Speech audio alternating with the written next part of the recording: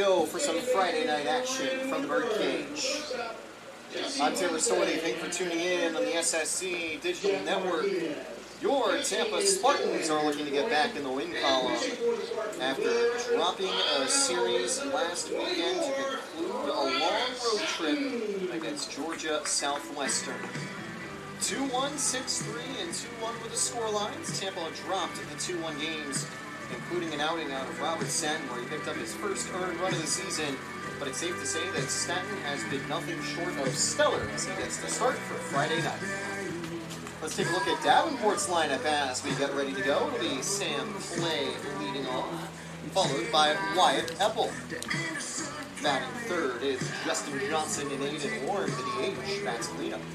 Dylan Powensky bats fifth with Travis Lyford batting sixth. Carson Lindau seventh, Aiden Arbaugh eighth. Michael Gregus moves out the lineup.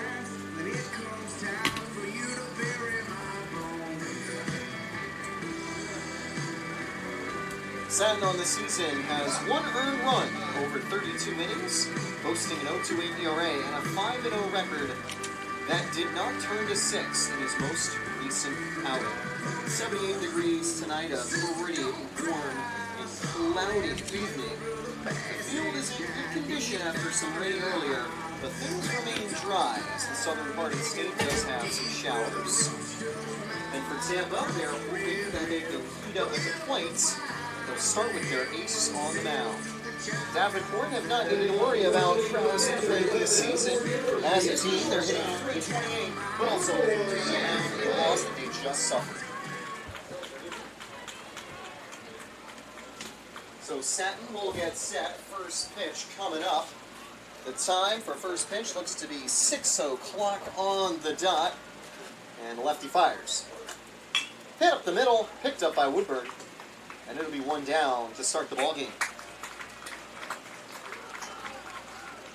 An easy ground out. Clay aggressive to start the game, and he does get contact. But Tampa will be happy to get out number one. That'll bring up Wyatt Epple to the plate.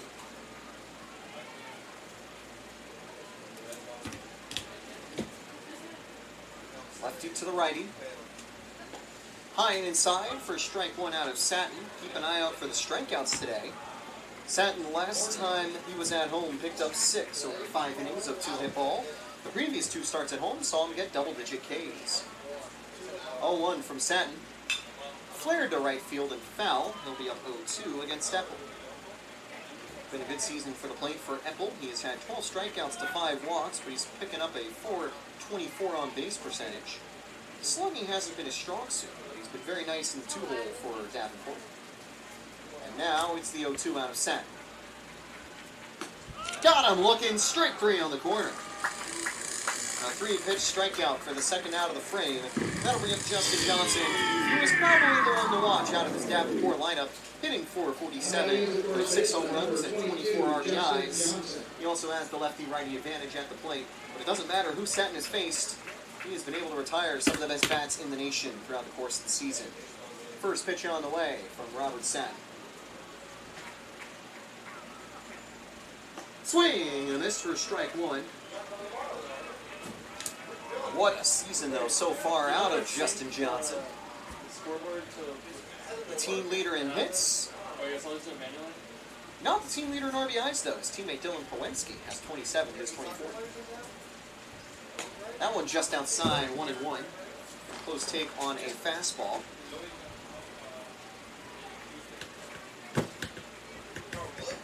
Makes sense for Davenport to look for a lot of right-handed batters to start the game. Warren, the lefty, is on deck. That one's tipped back for strike 2.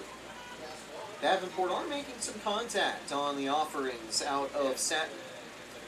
But it hasn't been enough yet, as it's actually the Davenport catcher picking up that ball for the Tampa dugout. Usually you'll see someone like Casey King coming out of the dugout to help the Spartans get some loose balls. Tobin Moran as well. 1-2 from Satin. Got him looking. In the blink of an eye, he gets one clean frame, and we're headed to the bottom of the first.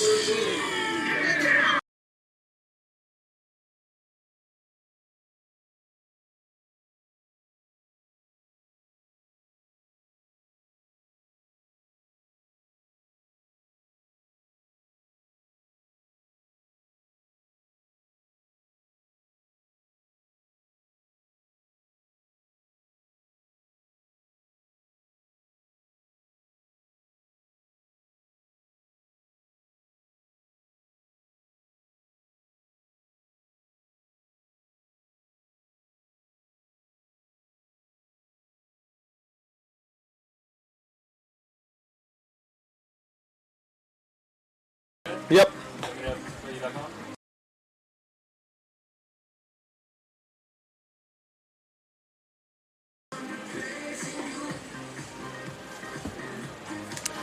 We apologize. We had a bit of a mic issue in our first inning. One of the mics was still turned off, and that happened to be the mic I was using.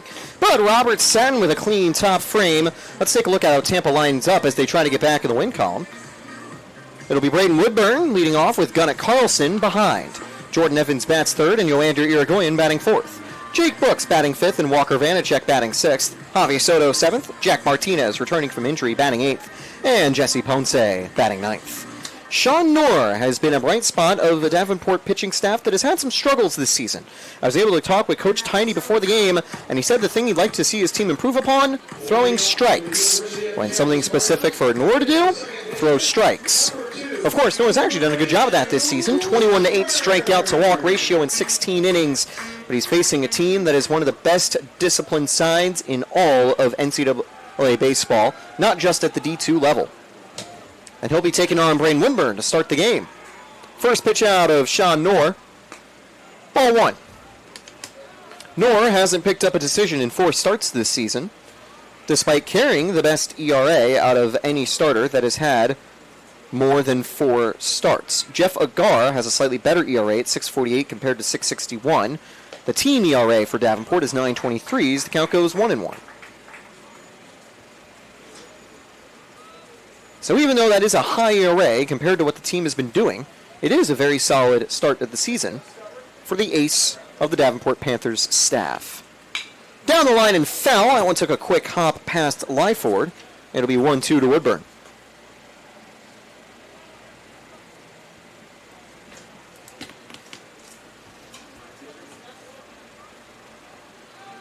So 1-2 as they quickly take a break to get the ball.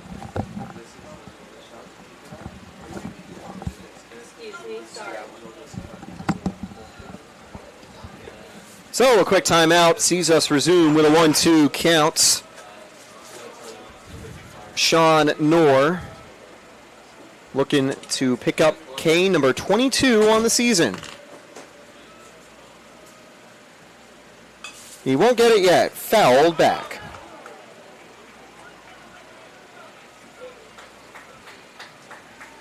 What a start, though, for Woodburn, and one thing he's really good at is getting on base. 5.17 clip for him doing so this season. That is not the team lead, although it is the leader out of all qualified Spartan batters. But he's going to go down swinging, strike 3. A wicked high slider gets strikeout number 1 from Knorr, as Tampa will look to recover with Gunnar Carlson. I wasn't able to catch up with Coach Urso before the game, but I did have a chance to catch up with Coach Jimenez, and he mentioned that one thing that he wants Tampa to improve upon, the struggles they had against Georgia Southwestern, came in the clutch. Timely hitting was not Tampa's strong suit last weekend, and in their both of the losses, they had chances to bring home some runs that could have helped them out, but instead they suffered very close and agonizing defeats. It'll be up to Tampa to try to get back on the right track. Make it 0-1 to start the AB for Carlson. Outside, 1-1.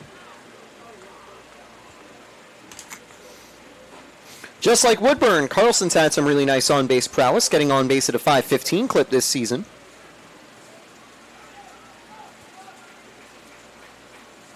And he'll get ahead 2-1 in the count. Fastball slipping away from Sean Knorr. When I asked Coach Tidy about what Knorr has been able to improve upon, well, it's been about getting back to health. A lot of the Davenport pitching staff has been on the up-and-up recovering from injuries, as quickly setting up and missing outside is Knorr. Carlson tried to step away for a timeout. He didn't get it called, so he had to quickly recover. But the good news for him is that Knorr couldn't locate the zone, and it's Jordan Evans on deck. Fouled back, and it'll be a full count to Carlson. Tampa getting some long at-bats to start the game. A quick inning. It's just 7 pitches, all of them, or just 7 pitches needed out of Robert Satin. Back in inning number 1. And that one's ball 4, just missing low. A 1-out walk will bring Jordan Evans to the plate. Evans started the season as the leadoff man for the Spartans, but since then he has swapped places with Woodburn batting third. They like his slightly stronger pop in this hole, the 3 spot in the order.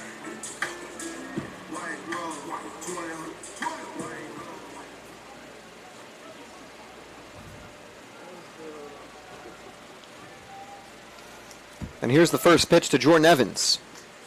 Hit up the middle, that'll split the defense. Clay not able to get to it. Could have been a double play if he was in range.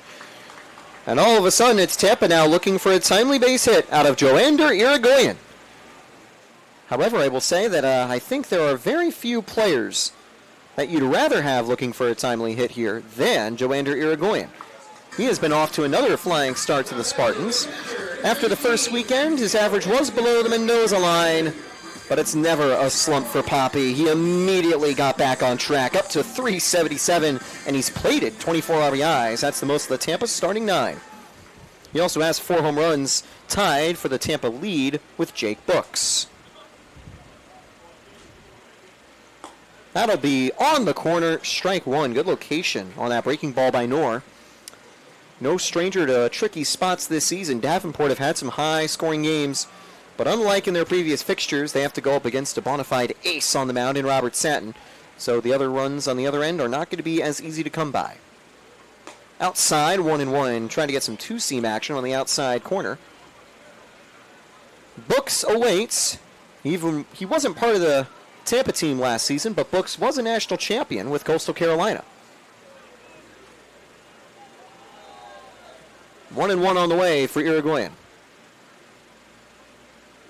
Tipped foul, make it 1-2. Knorr was able to pick up a strikeout against Braden Woodburn, and that is pretty impressive given that Woodburn has had 19 free bases compared to just 7 strikeouts entering today. It's now 19-8 on terms of that category, 11 walks and 8 hit by pitches. Irigoyen's been plunked twice this season. 1-2. Hit on the ground, could be 2 if they turn to second. They'll get the throw to second. Not enough time for the throw to first. Runners at the corners with 2 away on the fielder's choice.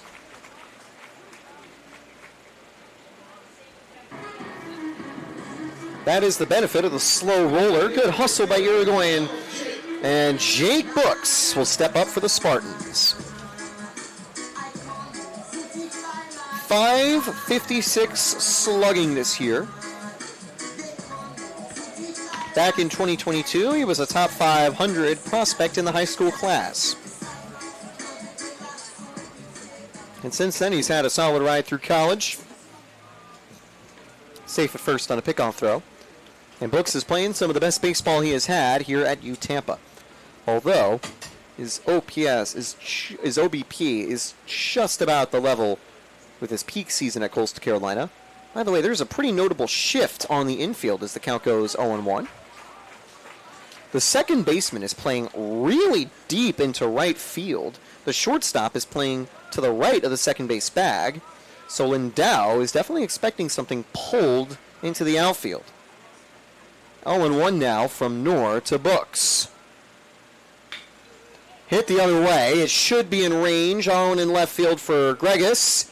He can't make the catch. It bounces off his glove in foul territory. He had a lot of space to cover on that foul ball because he is shifted, just like the rest of his team, pretty far out to the right. The good news for Gregus, it went out of play, so the drop will be less costly. Would have given Tampa the lead if that was in fair territory. But conversely, if it was in fair territory, probably doesn't have to try to make a difficult sliding catch. This is where Knorr wants to be. Dangerous spot. 2 strikes, 2 outs to Brooks. Rolled and fouled. Brooks stays alive. It's quickly turning into a long inning, though, for Knorr. He's now over 20 pitches.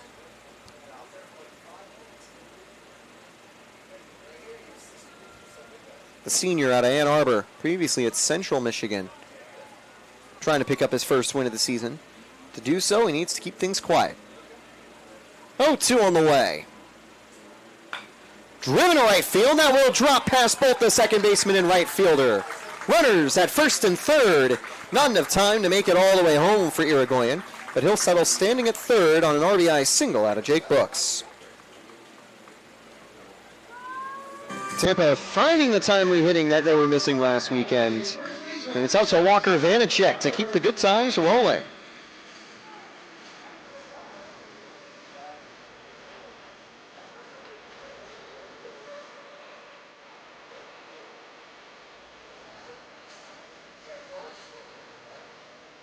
Nora has been part of some pretty high-scoring games this season. Against Illinois Springfield last weekend, he went 3 2/3, as that one almost hits Vanacek, ball one inside, and he gave up 4 runs in what would be a 13-9 scoreline. Then a bit earlier against Quincy, he had 3 1/3 innings, a 1-run ball, in a game that ended 19-9 in favor of the Panthers. And then against Indianapolis, he surrendered 6 runs, as back safely as books. But that wasn't the most scoring that was in that game. It was a 17-16 final. And Tampa's already got a run past him right here, make it 1-0. Swing and a miss. Nice slider to make it 1-1 to Vanacek. Yeah, pretty active games for Norr in terms of the offense. And already, Tampa is getting back in the scoring sheets to start today.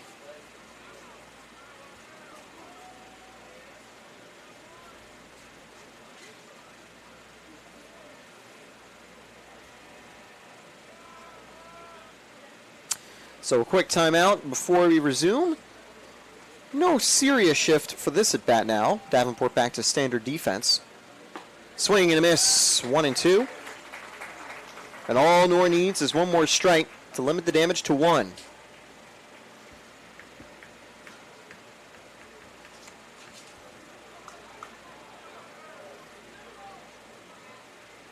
It's 1-2 to Vanacek.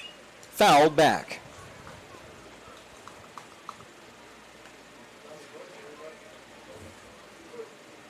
Norr has been able to deliver a pretty big impact this season for the Panthers.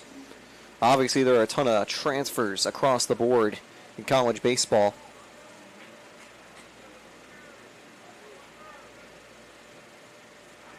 Another quick pickoff. Brooks is safe. Norr was with the Chippewas of Central Michigan last season, enjoying some action, if you will. 16 strikeouts in 17 innings last year. Swing and a miss, and a lad to the K tally, his second of the game, and he strands 2 base runners. The good news for the Spartans, though, they will not exit this inning empty-handed. Through 1 inning of play, it's Tampa on top 1-0. Davenport will look to respond against Robert Satin when we come back.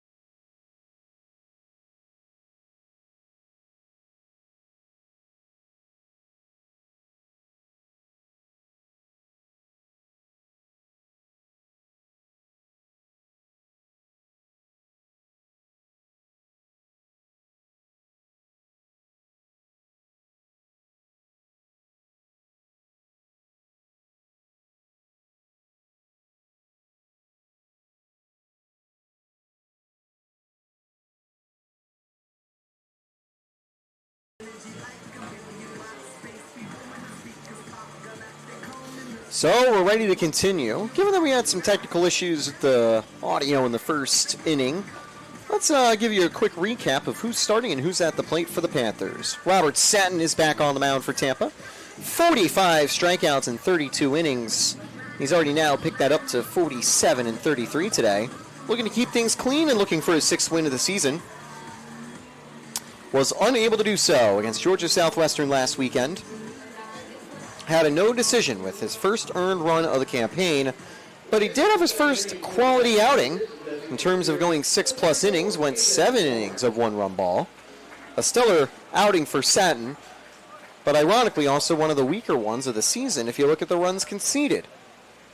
First pitch, tied up the batter, and it did hit him. It clipped him. Tampa fans not happy, thinking that it was a swing. It was a close call, and that will put Warren on base to start the frame. That'll bring up Pileski.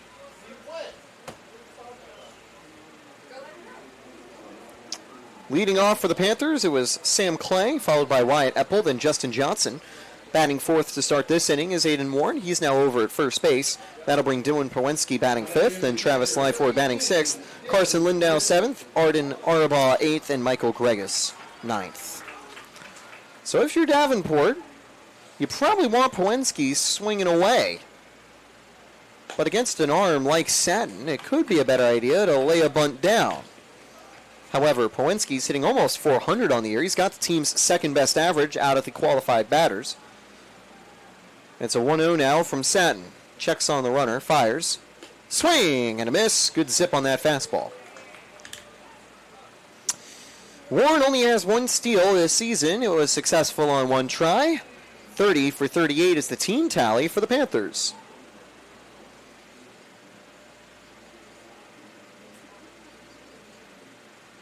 Swing and a miss, another whiff out of Satin, and he's up 1-2 to the catcher. Carries an 0.62 whip alongside that 0.28 ERA this season.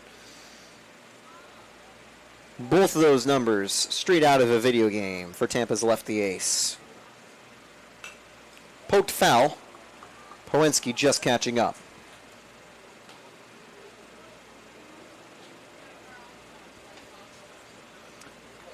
Multiple lefties at the bottom of the order for Davenport. But given that Satin just plunked the first lefty he faced, maybe the Panthers can use that to their advantage. Powinski protecting, it's still 1-2. A lot of sports action across the U-Tampa campus today, right across the street at Pepin Stadium. We've got some track and field. There's some fun events on the grass and on the track as we continue. 1-2 from Satin. And that one gets away. It'll allow Warren to get to scoring position. A rare wild pitch out of Satin to advance the runner.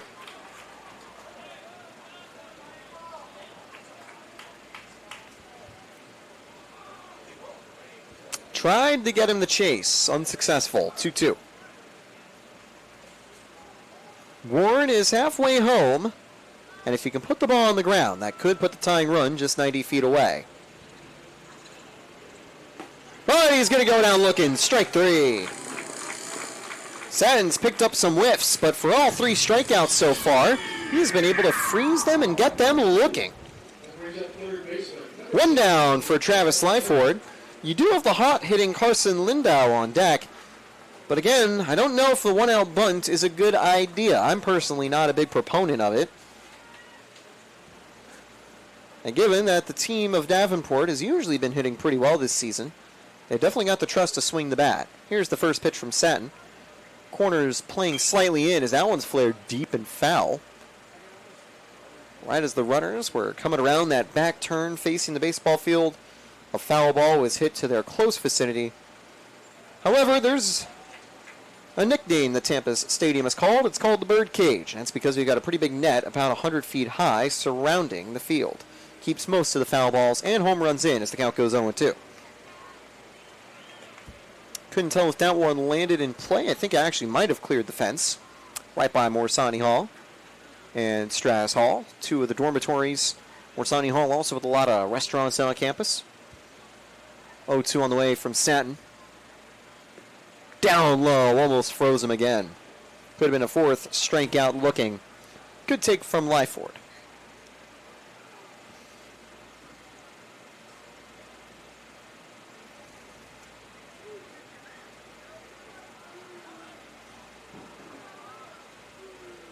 It was a 15-16 loss to Northern State last time out for Davenport.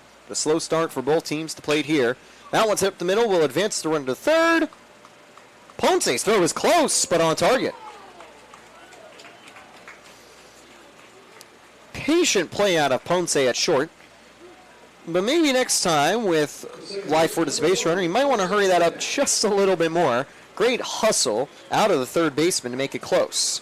Warren is now 90 feet away. A hit would tie the game, as would a wild pitch out of Satin. Carson Lindau has a lot of pressure on his bat. 1-0 lead for the Spartans. Ball one outside. 8 RBIs on the season for Lindau. He is a qualified hitter. But in 15 tries at the plate across 10 games, he's been pretty successful, slugging .733. And he's going to go down 1-1 in the count. Satin gets the call from PitchCom, and he's ready to go 1-1 on the way.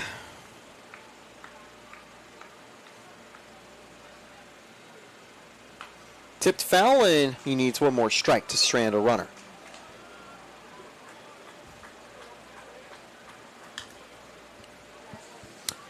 That hit by pitch has done wonders for Davenport. But can they get some timely hitting? Something they really haven't had a lot of difficulties with this season. 160 RBIs. Tampa barely has more in one more game with 163. 1-2 from Satin. Way outside, went breaking ball. Couldn't get a swing and a miss. Very patient at the plate today for Davenport. They've got on base at a .432 clip, although they've struck out 2 times as often as they have walked.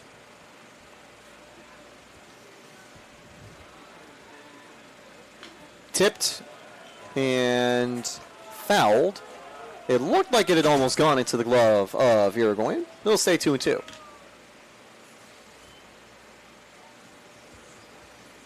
Home plate umpire Miguel Rivera Cruz giving Irigoyen a little chance to reset after that awkward foul tip, making sure he's all good. Irigoyen's ready to go. So is Satin. 2-2 on the way, and that's outside ball 3. There are 2 free bases to work with. Aiden Arbaugh is on deck. Do you really want to walk him, though? Satin's only surrendered 3 walks this season compared to 45 strikeouts. Payoff pitch. Tipped. And Lindau stays alive. 2 steals on the year for Lindau. Hasn't been able to have too many outcomes this year to showcase his speed, but successful when running so far. Wonder if he can beat out a throw to first on the ground. Got him! Not looking. That looked good from our point of view, but it's just outside. From Cruz's perspective, it's ball 4. Close call. Second close call for Satin that led to a base runner. The first one coming on the check swing out of Warren on the hit by pitch. And that one would have been K number 4 for Satin. Instead, he has to deal with the right fielder. Go ahead run at first, tying run at third. Wonder if they'll be sending him with 2 down.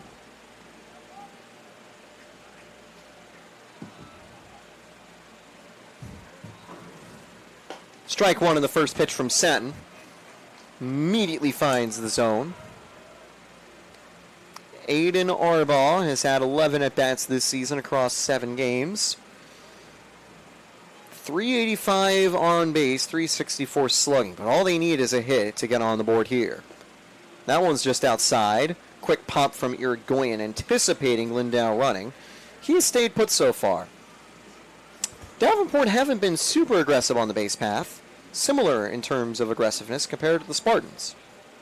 32 of 34 steals this year have been successful for you, Tampa. Right on the corner, strike 2 from Satin.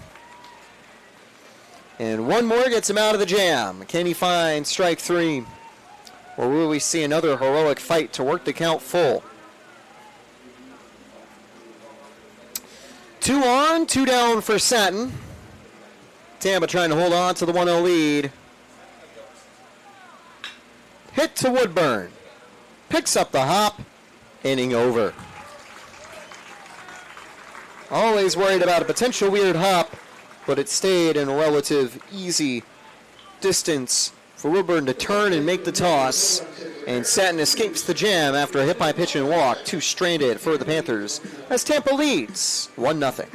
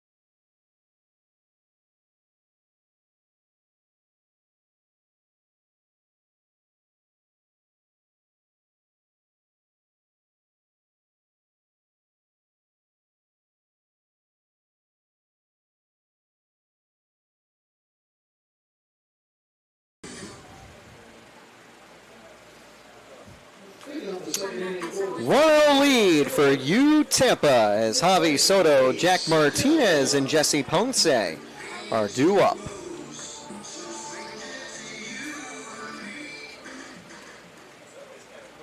What can Soto do here? He's batting .333 with 3 home runs and 20 RBIs this season. First pitch, ripped into the gap, will be extra bases to start the frame.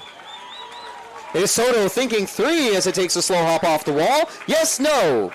He'll stay at second. Would have been a quick relay, so good idea to hold up at 2.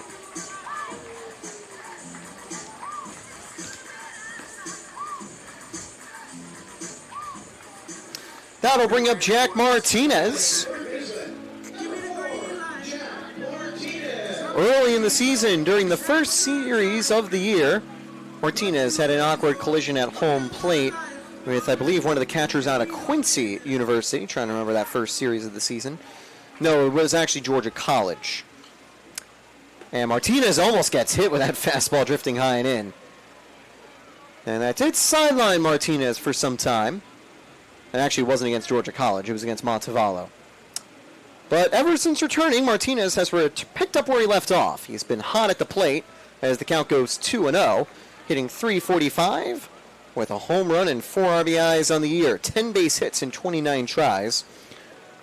Only 2 extra base hits, though. Tipped foul, make it 2-1.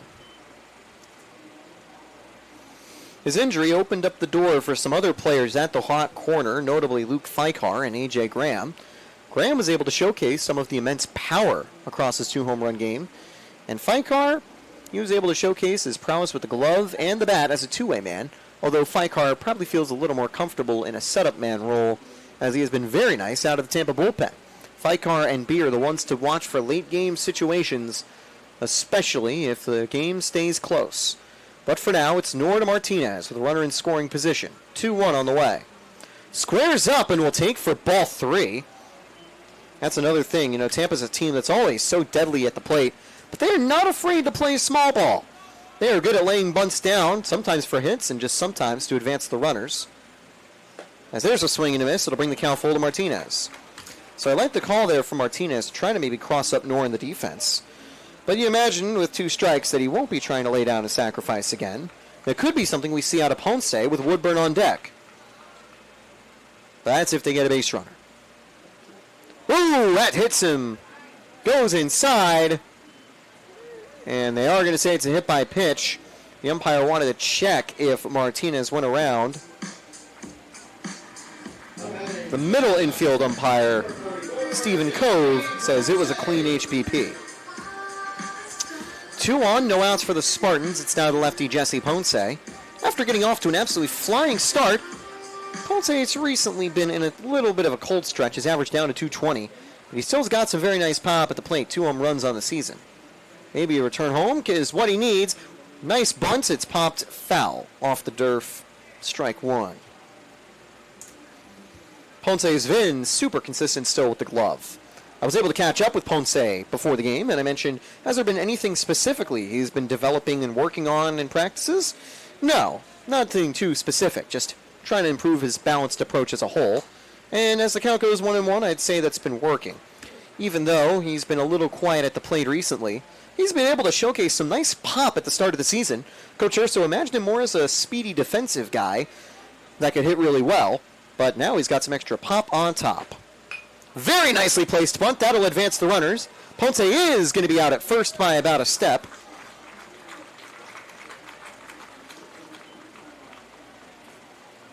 That'll bring up Braden Woodburn with 1 down and 2 in scoring position.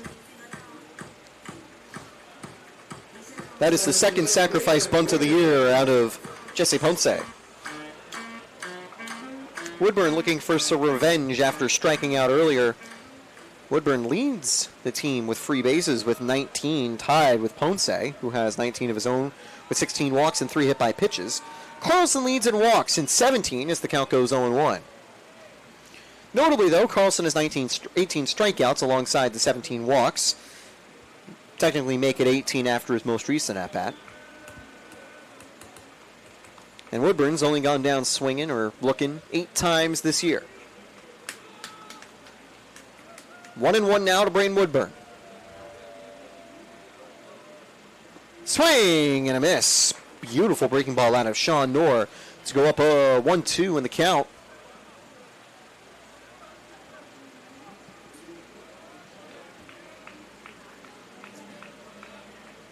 Checks the runners, would love another strikeout. Just outside, went low with a two-seamer. It's 2-2. Pitch count climbing for Knorr. This will be his 40th of the game. Tampa would love to chase him out and get to the bullpen, especially because Davenport's pitching staff as a whole have been a bit weaker, especially when it comes to throwing strikes. Beautiful slider, just a bit high, 3-2. And if there's one thing Tampa can punish you with, it is not throwing strikes. Vicious with the OBP this season, 443. As a team, Tampa's only surrendered to .310 on base percentage. 2-2 on the way. Outside, ball 3.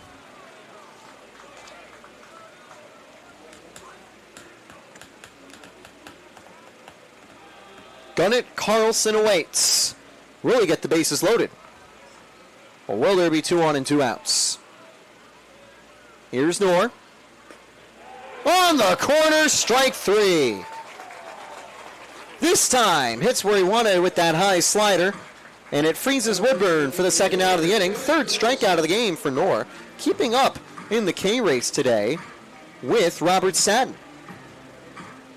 Carlson worked a full count walk last time, and with Jordan Evans on deck, it's kind of a pick your poison for Knorr on who you want to pitch to. I think here you definitely have to pitch to the lefty. First pitch to Carlson. Swing and a miss, strike 1.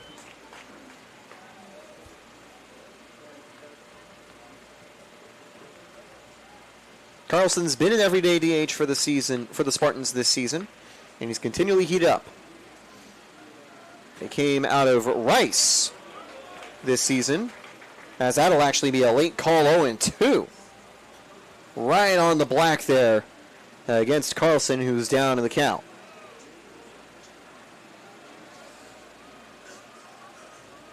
Oh, 2 on the way.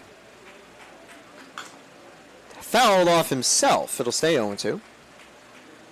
Carlson was a multi-sport athlete playing football back in high school. I wonder if he had a chance to throw around the pigskin before the game today. Some of the Tampa players, for their pre-game activities, were tossing the football around a bit here at the field. They also like to do kippy-ups sometimes with a warm-up ball. I've seen a lot of players kind of huddle around to do it. And they're pretty good at it, I must say. 0-2 to Carlson. Outside, that fastball had some zip to it. Good catch by the catcher, make sure it doesn't get away. Pawinski staying on top of it, 1-2.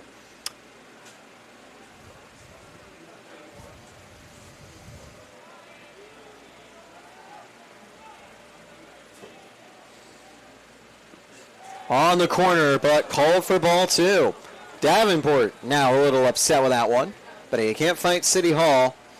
And multiple times today we have seen fans disagree with some decisions from the hit by pitch earlier. And that call right here. Knorr's still in the driver's seat, 2-2 to Carlson. And Carlson rips that to right field. It is going to drop and bounce over the head of Arbin and roll all the way to the wall. 3-1 Spartans as Carlson sinking 3. Throw almost gets away from Lyford. Bases clearing double. Well, you know what? I'm going to call that a triple out of Gunnett Carlson.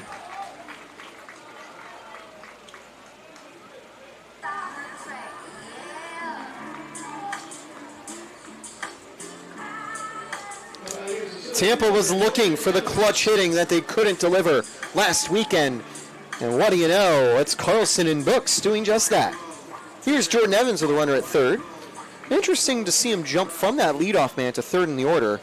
Both he and Woodburn, though, have had great speed on the base paths. Evan. Oh! Evan goes down.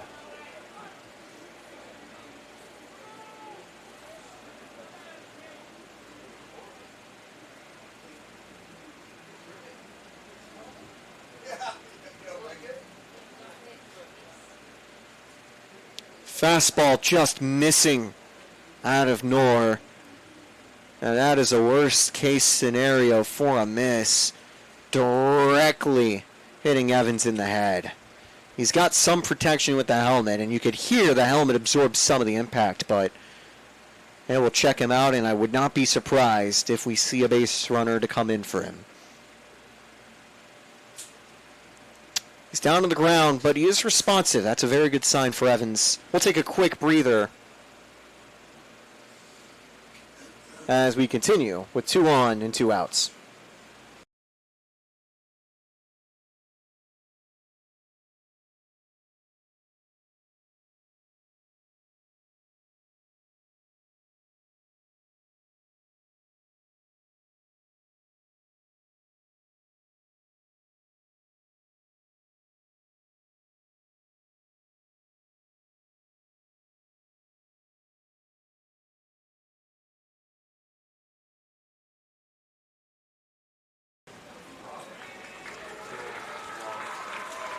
I certainly hope the runners over at Pepin Stadium weren't lining up for a race, because that hit by pitch echoed just like the starting gun does at the track. They could have had a false start because of that HBP. Good news, though, Jordan Evans, he's a gamer. He's back at first base. And while he'll definitely get an ice pack when he returns to the dugout, he'll stay on the base path with 2 away for Irigoyen. If I was Coach Urso, though, I'd probably play it safe and give Evans the night off once the inning comes to a close. Tipped foul from Irigoyen, strike 1. Second hit by pitch of the inning from Knorr. And that one just definitely not the spot you want to hit.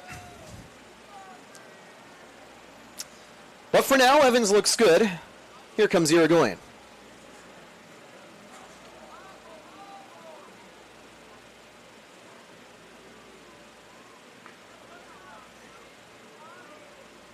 Turns, was caught off guard, but he's back in time.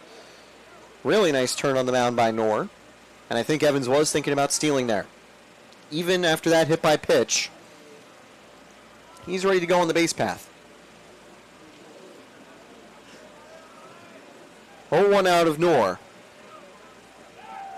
Runner goes, and the ball is dropped. And that'll miss up high to make it 1-1. Steal number 9 for Jordan Evans. And honestly, though, it's kind of a good thing for Prowenski. In this situation, it's always a good idea just to hold on to the ball. A bad throw from second allows a double steal, and Carlson isn't a super slow player. He's a guy who could scurry along home if there's an awkward throw. Carlson's had 2 steals this year. That one going high and inside. It's 2-1 to Irigoyen. Bullpen remains empty. Obviously, Davenport don't want to make the call yet. But if Tampa keeps the momentum going, maybe you get someone stretching and tossing.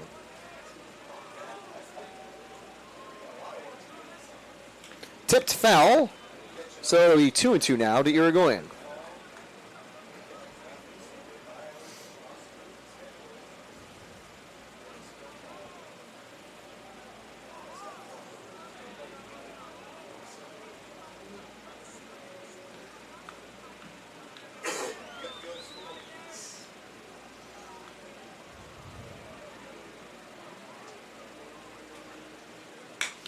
Ripped into left field. It's in range, and Gregus makes the catch to end the inning. That one was a rocket off the bat for Irigoyen, but doesn't get to the outfield. Tampa stranded 2 runners again, but that bases clearing triple brings home 2 runs. Carlson makes it a 3-0 Tampa lead through 2 innings.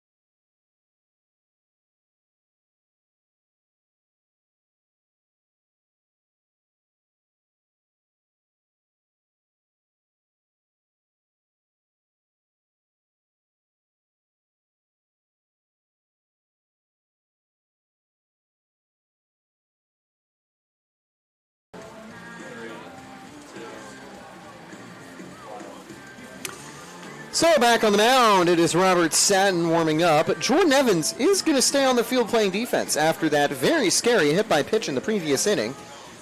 Now, normally a lot of the hit-by pitches are kind of missed breaking balls, but that one was a pure fastball that plunked him on the helmet. However, not only did he recover, he stole second right afterwards, so he's ready to go on defense. Tampa's outfield is Javi Soto in left, Jordan Evans in center, Jake Books in right. Vanacek is playing first, Woodburn second, Ponce third, Ponce short, Martinez third. I don't know why I got that wrong. And the man who's pretty much started every game this season behind home plate for the Spartans, Yolander Irigoyen. 9-1-2 to up for the Panthers. Gregus, Clay, and Epple. Gregus was able to get the out to end the previous inning. It wasn't a difficult fly ball to get to, but an important play to make. If you let that drop, it would have been another 2 runs coming home for Tampa. And here's Satin's first pitch. He plunked the lefty to start the previous inning, but this time finds the zone, strike 1. Gregus has only had 8 tries to plate this season, but it's been pretty consistent. 2 RBIs on 4 hits. So he gets the start today. Right on the corner, strike 2. Vicious command out of Robert Satin as the sky turns a bit more cloudy here at U Tampa.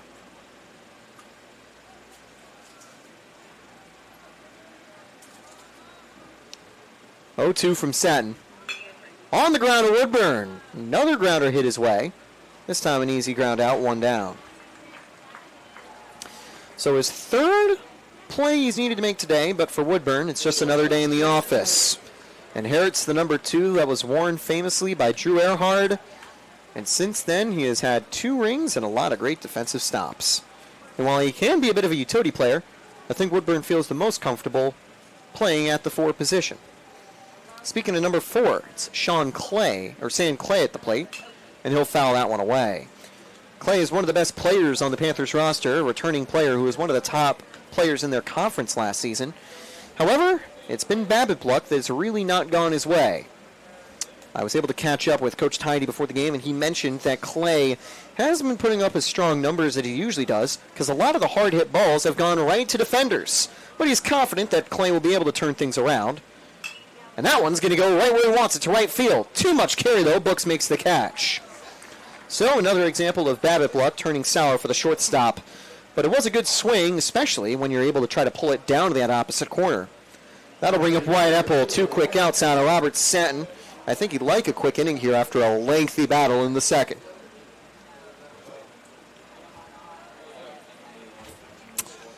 Satin 3 strikeouts on the day today, matching the total that Norris had. He won't get his 4th just yet. Books will settle under it, finding it in the clouds, inning over. So Tampa's red-hot offense will step back up to the plate. 3 up, 3 down for Tampa's ace. As we'll be right back with more action on the SSC Digital Network.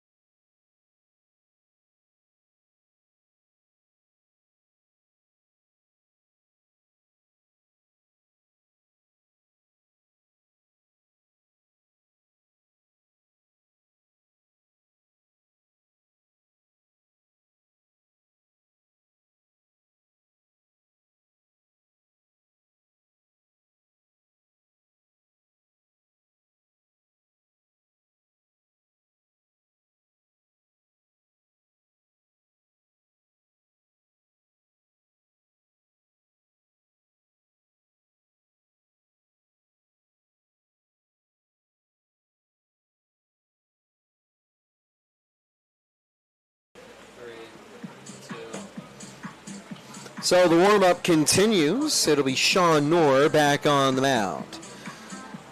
I was able to catch up with Coach Jimenez before the game. And the Spartan legend mentioned that he is excited to see Tampa's team bounce back after last weekend. Jose Jimenez has had plenty of experience in the shoes of these Spartan batters as he makes his way over to first base.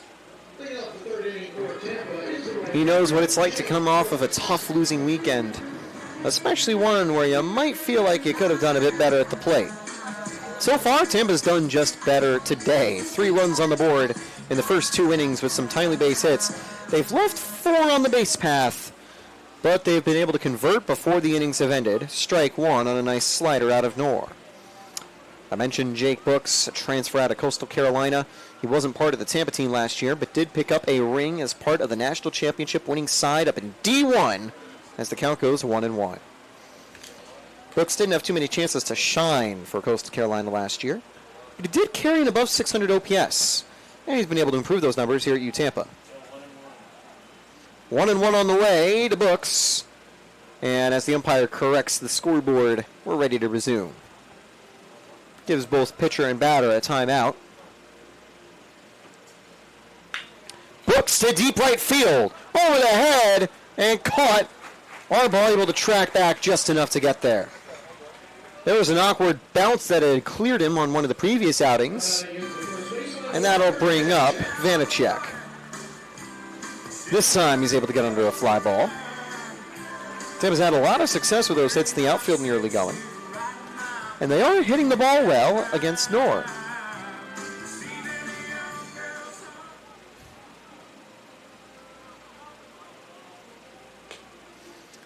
Ball 1. And that'll put Vanacek ahead 1-0. Also a D1 transfer out of Rice. Or no, wait. Ooh, as that one almost hits in, the count going 2-0. Vanacek, a transfer out of the State College of Florida. Back in high school, played at AJ Academy under Shane Rowland. He's already picked up more home runs this year at Tampa than he did last year at SCF. 3-0 now. Vanacek quickly ahead with Javi Soto on deck. While there are some players in the vicinity, no one's actively warming in the bullpen yet.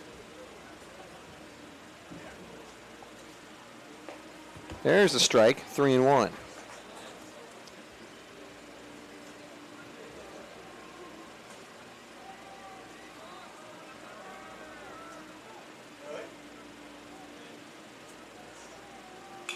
Popped up and foul, so the count goes full, 3-2.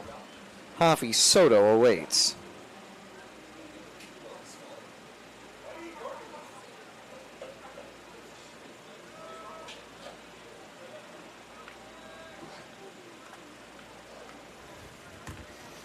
Payoff pitch with the left-handed or right-handed left fielder on deck. And that's going to be ball 4.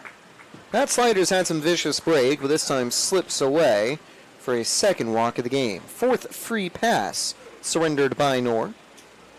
And it's 1 on and 1 out.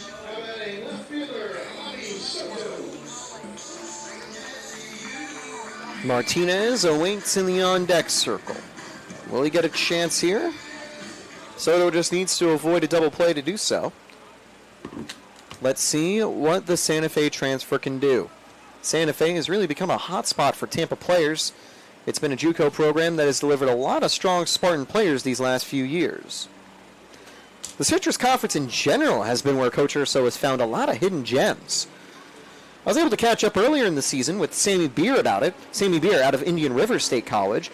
He mentioned at the start of the season there wasn't a massive gulf of difference across the board between players in D2 and JUCO. A lot of the levels of college baseball pretty close together.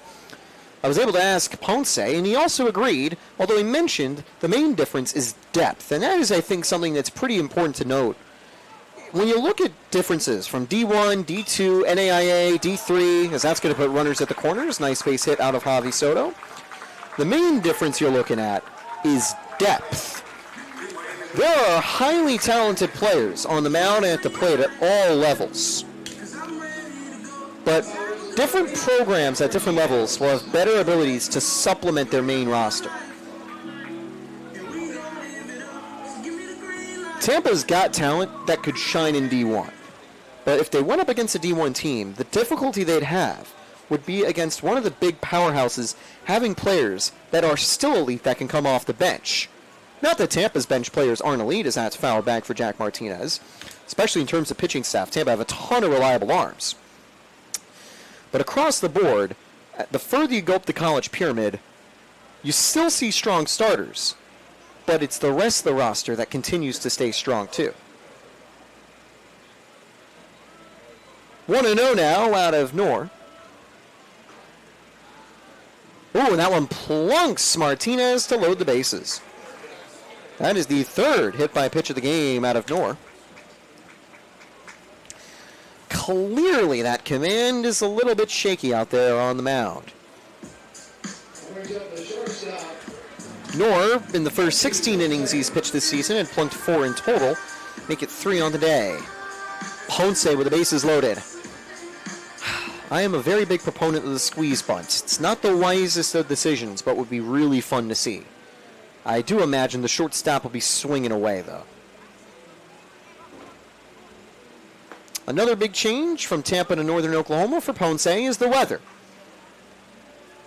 That's somewhat obvious.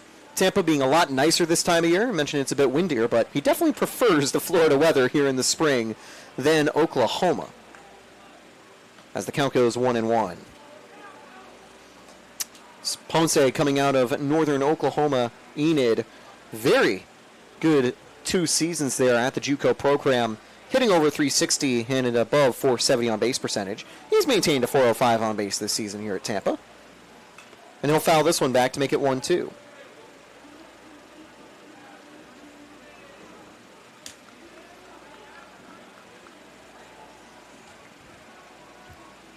Ponce has cooled down a little at the plate, but he can deliver some clutch base hits, and he's also got some pop. Outfield's playing pretty shallow.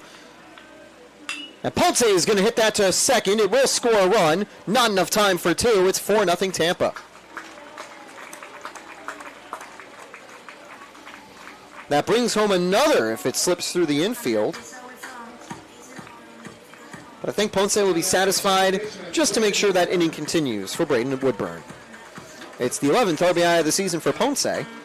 And a smart play out of Lindau to not think about the lead runner. Just get the easy out at first, because it would have been a close play at second between Martinez and Clay. High to Woodburn, ball 1.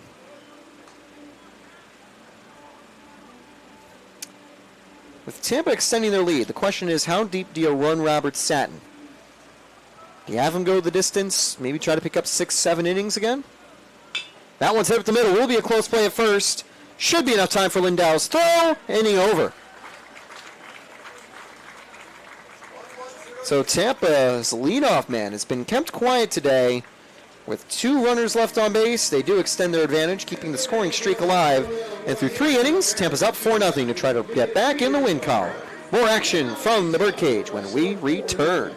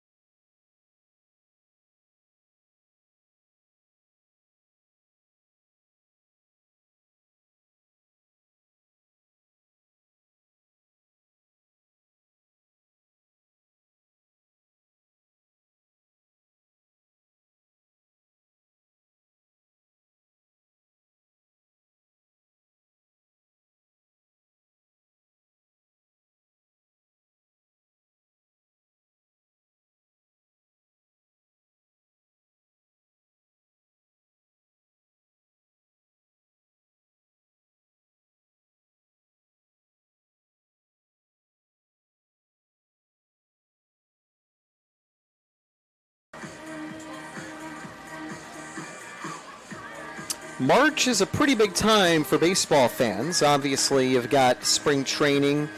D1 baseball picks up right at the end of February. D2 baseball is better because it's active throughout all of February. But now as well, we've also got the World Baseball Classic. I'm repping some Team Italy merch because Team Italy came to town with their LA 28 qualifying roster a little while back. Last year, they visited Tampa in October to get some exhibition games against the Spartans. Tampa split the series, including one game where they had a no-hitter into the 9th. Ironically, they'd actually conceded a couple runs in that game up to that point. Tampa lost the no-hitter, but ended up on top. They won 4-3 and I think lost 8-7 in the 2 games. That was back when Piazza was still the coach of Italy. Since then, there have been some changes to the Team Italy coaching staff. And Team Italy has found a lot of success at the WBC this year, most notably recently upsetting Team USA 8-6. They closed out group play with a win over Mexico. And as the WBC continues, it's a 1-2 count for Robert Satin. And it'll be exciting to see Team Italy and Team USA back in action later in the tournament. USA and Canada face off later today. But for now, the Spartans up 4-0. Satin looking for a 4th strikeout. Got it. Swing and a miss. 1 down. That'll bring up Aiden Warren. He got plunked on the first pitch against Satin in his first trip to the plate.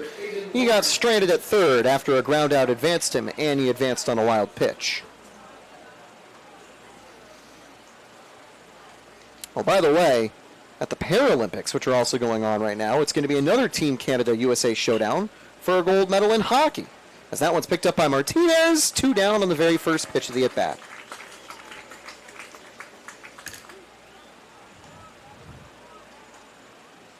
Polenski, 2 down, looking to have a slightly longer outing at the plate compared to his 2 teammates.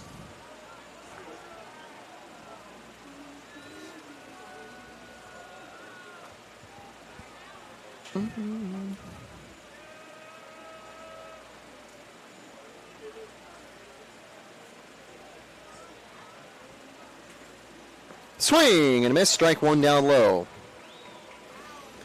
Good breaking ball out of Satin. We haven't been able to count the amount of whiffs, but it's been quite a few today on the 40-plus pitches that Satin's thrown.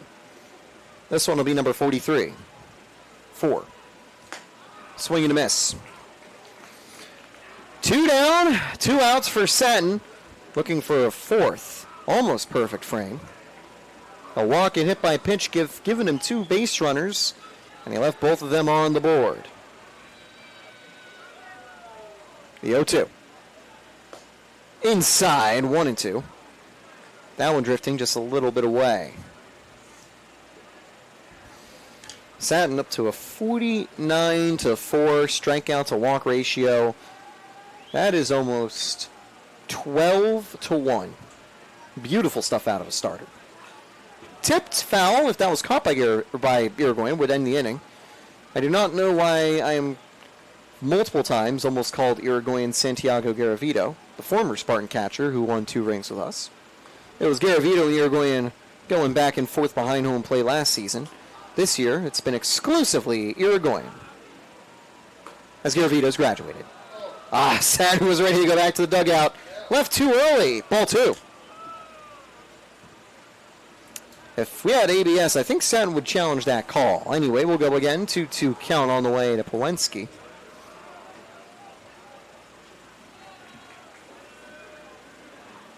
This time gets it. First strike 3. 5 on the day for Satin. 4 frames. 0s across the board for Davenport as Tampa enters the bottom of the 4th, up by 4.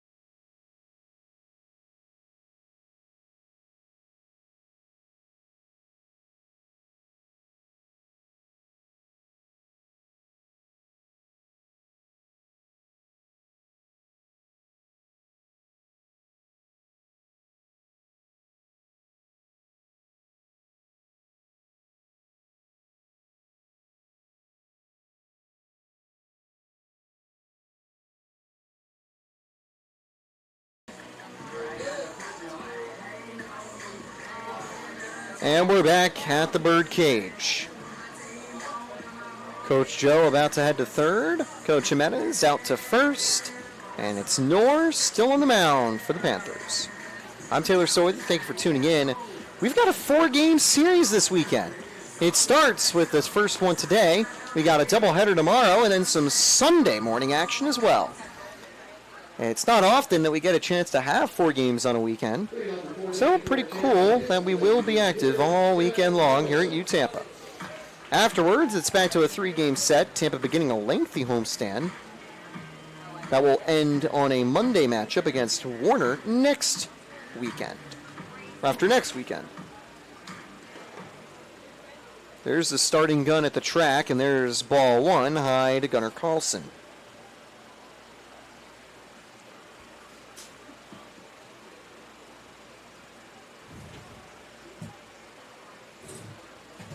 Outside, ball 2. Tampa softball is also active today at the Nomoli Family Intramural at the Nomoli Family Stadium. There are 2 locations on campus that are sponsored by the Nomoli family, as that one's fouled back 2-1. The stadium for softball and the intramural complex, which hosts lacrosse and other sports. I also played some rec soccer over there during my time as a UTampa student. And also some softball as well. As the count goes, 3-1. I can tell you right now, it is not easy defending in that Nomoli Family Stadium outfield. Very deep for a softball field. That's a 3-1 count to Carlson. In the corner, strike 2. Full count now. Payoff pitch out of Knorr. Ball 4. Fastball going away.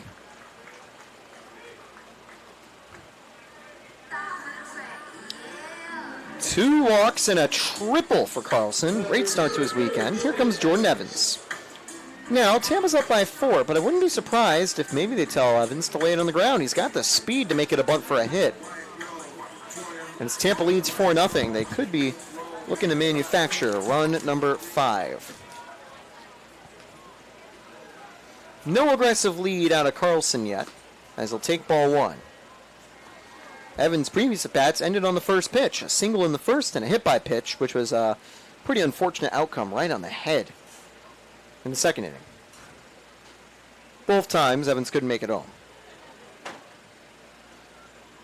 Evans to short, this could be 2. Flip to short, throw not in time. Evans is safe, but Clay to Lindell gets out number 1.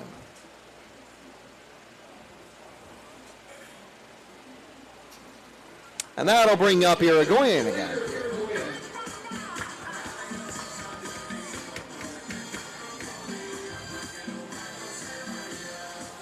He also came out of the Citrus Conference via transfer, previously from Seminole State College last year. 37 RBIs and 4 home runs, being the 1A to Garavito's 1B behind the plate. On the ground to third, the hit and run works perfectly. Out number 2. As the runner advances. Unlucky outcome there on the ground ball straight to Lyford. Here comes Jake Brooks. And there is someone down stretching at the bullpen for Davenport. You don't imagine he'll be ready until the next inning unless things really get out of hand. And as of now, after that leadoff walk, Moore's been pretty comfortable, coaxing 2 ground balls. His pitch count's now at 82 in the game, entered the inning on 73.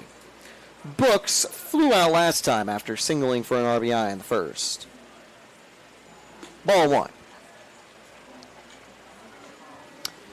I think Coach Jimenez and certainly Coach Hurst will be happy to see how Tampa's been able to bounce back after that tough weekend. Only once in a blue moon do Tampa end up losing a weekend series. And it probably stings even more for the Spartans that it was so close. 1-1 now to Jake Brooks. 1 of 3 lefties in the lineup for UTampa.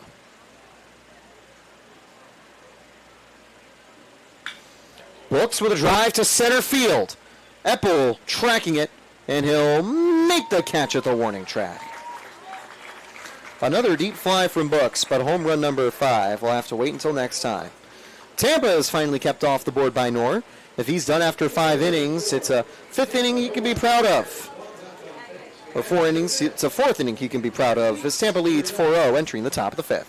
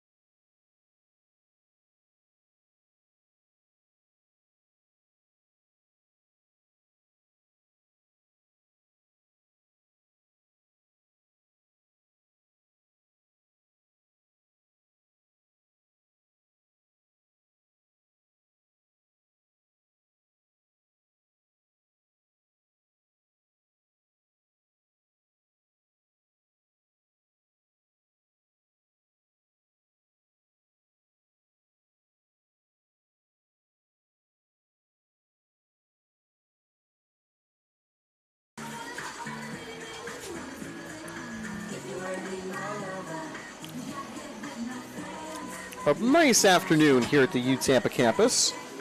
You can tell it's getting closer to summer because it's 7:10 p.m. and the sun has not set yet. And Satin is ready to continue. The question is, will he get his first home quality start of the season? He needs to go 6 innings to get it. His last outing against Georgia Southwestern saw him go 7. But with a 4-run lead in tow, he might see Urso go to the bullpen a bit early. Sammy Beer, Luke Fikar waiting in the wings. Most of the season has seen a relay of Satin to Beer. Inside, strike 1.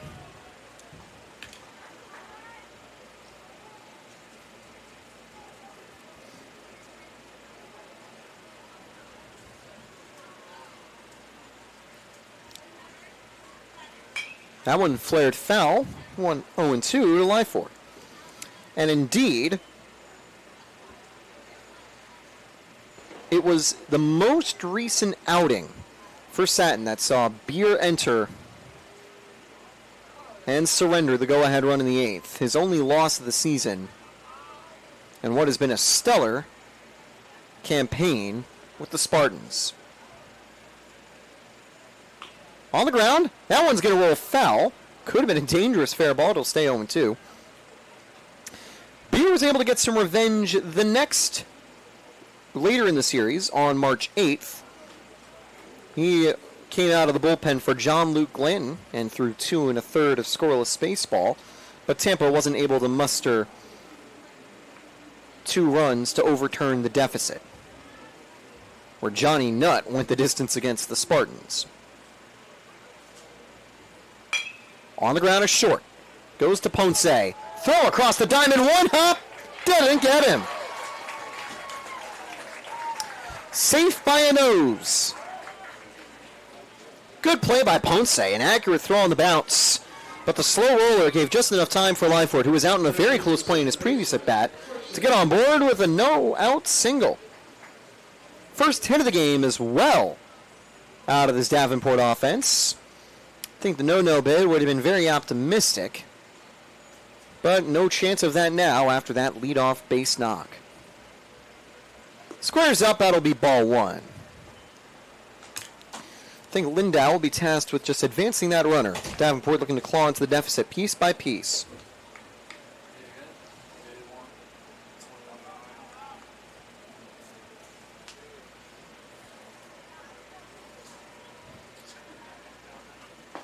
Ryan on the corner, 1-1 now. There is some inclement weather around the U-Tampa campus. Hopefully things remain dry here at the baseball stadium. But for now, it is the top of the 5th. Inside, 2-1.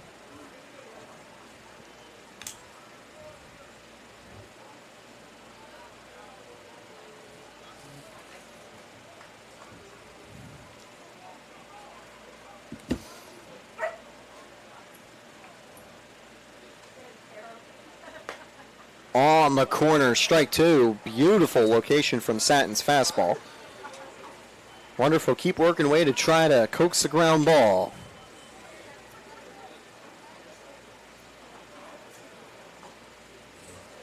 Two. Tipped foul, and it'll stay 2-2.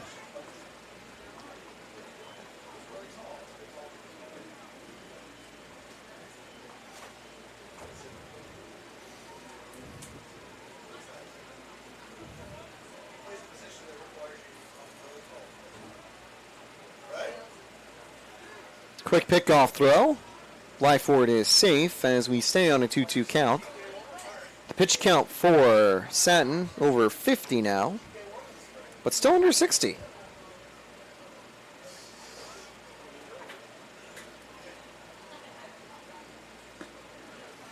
Got him looking, strike three. That is the fourth time actually, Satton has retired someone looking. One down, one on for Aiden Arbaugh. Another lefty going up against Satton.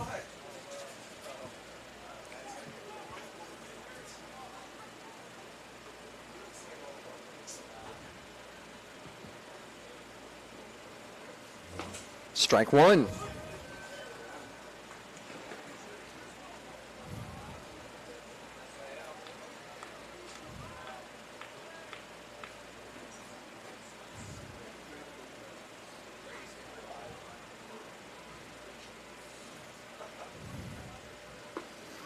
That one's a little bit low, ball one. Arbaugh grounded out last time, and that would not be the outcome he wants here. Potential double play opportunity.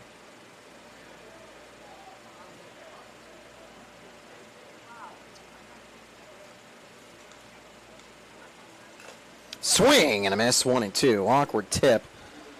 The umpire will give a little bit of space for Irigoyen after the play. As they send one of the balls back to the dugout, we'll be good to continue. 1-2.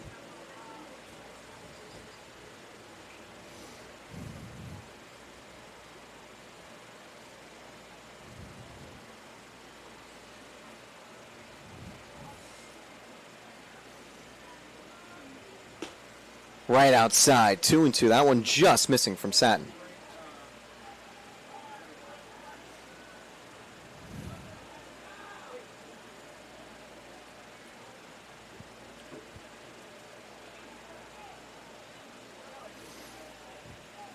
Two. Hit on the ground, and it is blocked by Woodburn. He'll prevent the runners from advancing further, but can't turn it out.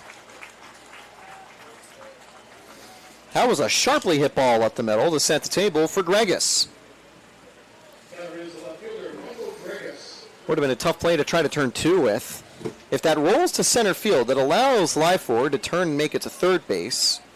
As good of a defender Evans is, he wouldn't have been able to get the out in time. But Woodburn, keeping it in front of him, just keeps the runners in play for an easy double play opportunity still. Swing and a miss, strike one. And it's 0-1 to Gregus. Will also be called a single for Arbaugh. Second hit of the game for the Panthers. At most, Satton surrendered 3 hits in starts here at home this season. Driven to center field. Evans has got to chase it down, and he won't. It's caught by Brooks instead. 2 down.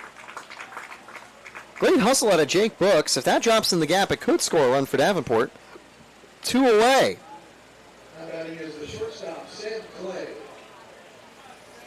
And Sam Clay, who's been very unlucky at the season, has a chance to really make this game interesting.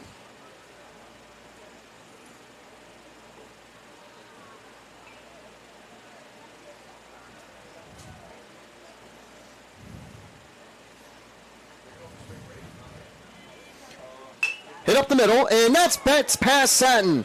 Woodburn picks it up and will hold it, making sure the runner can't go home on an awkward throw. First pitch swinging, and Clay loads the bases for Wyatt Epple. Epple's had 1 home run this season. He's got a chance to potentially tie the game. Sam Militello heading out there to the mound. That one was out of reach of Satin, rolling down the middle. Good job by Woodburn to make sure the runner couldn't go home.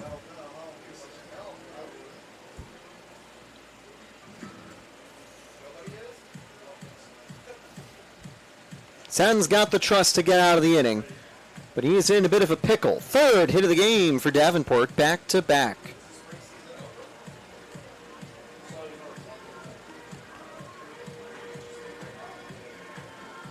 The first run he conceded in the season in his second outing came in the similar spot.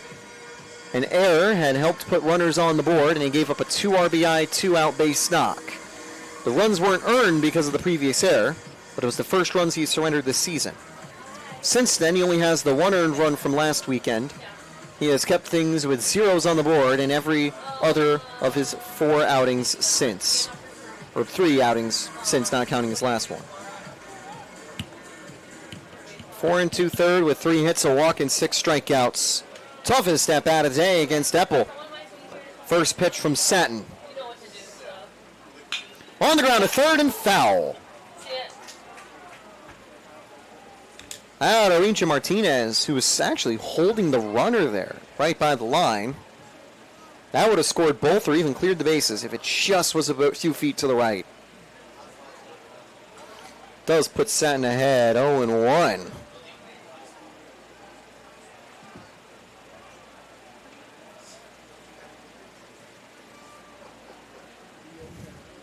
Up the middle to Woodburn. This time will flip, and they get out number 3.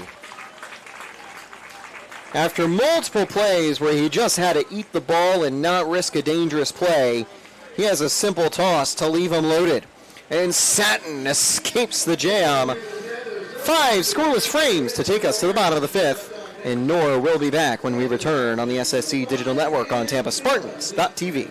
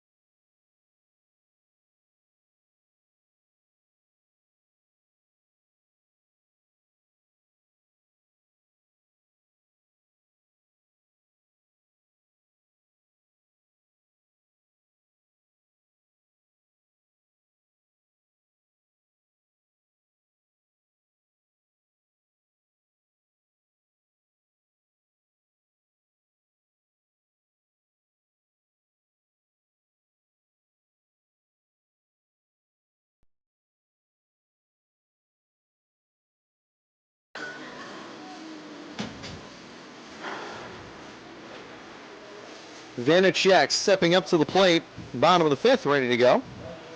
I'm Taylor Storey. Thank you for tuning in to Tampa Spartans TV. The first of 4 games between Davenport and New Tampa this weekend, as the count will go 1-0 to Vanacek. Strikeout and a walk so far, that's 2 of the 3 true outcomes. Tampa have not had any home runs today for that 3rd true outcome. Neither have Davenport. Tipped foul, make it 1-1. Tampa's had some pop this season, 25 home runs as a team.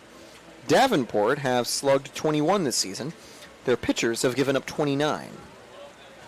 Most of them have come actually off of Sean Noor, who's had 5 surrendered this year. That was almost number 6. That one's going to go onto the street as the count goes 1-2.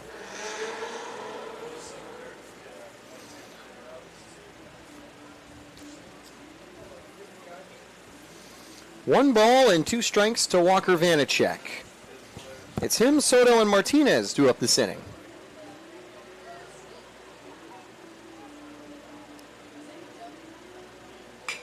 Driven to center field, but that one's straight towards Eppel, 1 away.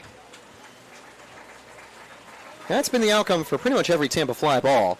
It either does get down and travel for extra bases, or it's a clean drive that goes right to an outfielder. Bad BABIP luck striking, as that'll bring up Javi Soto, singled and doubled so far. He needs a triple and home run for the cycle. The joke being that those are the harder the outcomes to get on a cycle. 4 runs on 5 hits for the Spartans, as that one almost hit Soto, ball 1.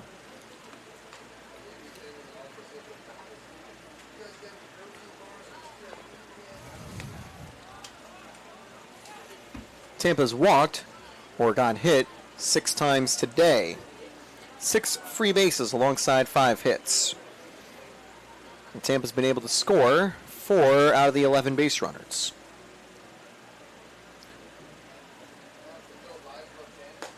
Good spot, 1-1.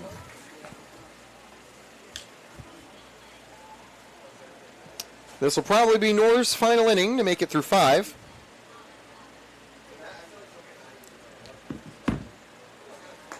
Low and away, 2-1.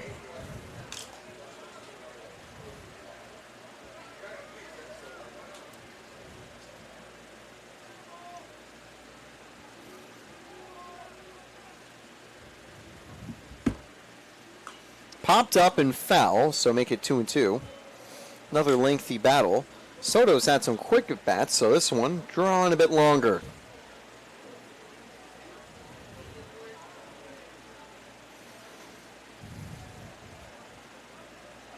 Full count here. And that's down the line and fair. Extra bases again for Soto. If it was down the right field line, he'd be able to have a triple, I think. But he'll settle for a standing double.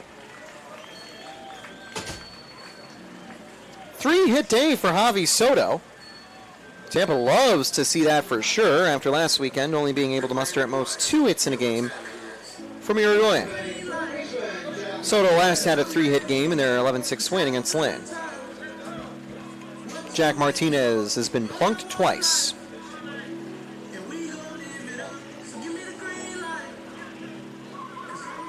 One down, 1 runner on for the third baseman. Swing and a miss, strike 1, whiffing on a slider. 95 pitches now for Sean Knorr. It's looking very likely that he'll finish the inning at 100. That one hit deep, 0-2 to Martinez. That one's going to land right next to the bullpen.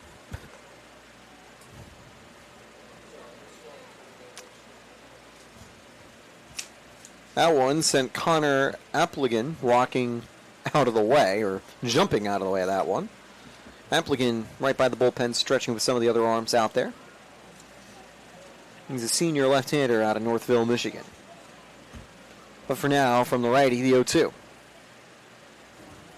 Tipped and not caught in the glove. Still 0-2.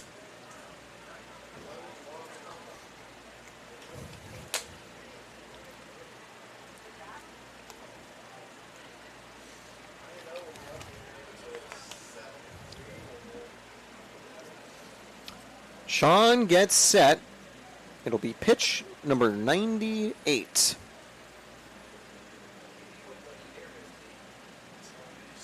Outside 1-2. This will be pitch 99.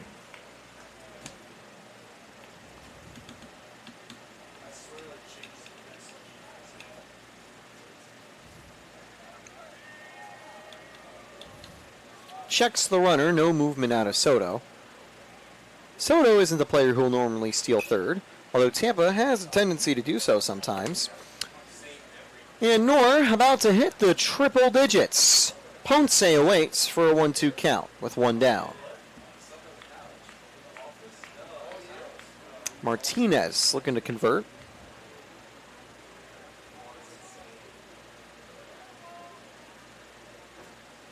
Tipped foul again.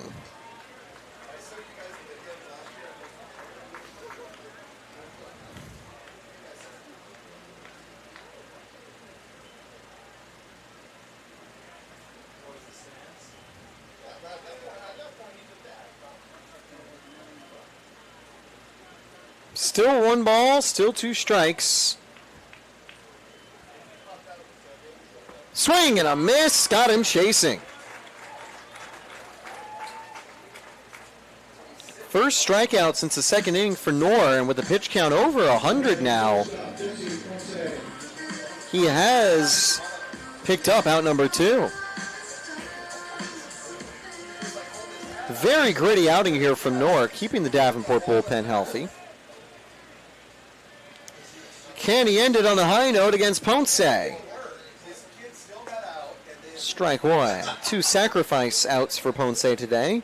A ground out RBI and a sacrifice bunt. Picked up his 11th RBI of the season on his previous at bat, but a ground out this time wouldn't be good enough to score a run.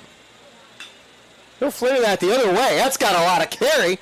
Will it land fair? No, just foul. That would have been number 12 for the RBIs if that was a fair ball. But it curled just foul. Gregus was also too far away if it was a fair ball to get to it. That is unfortunate for Ponce.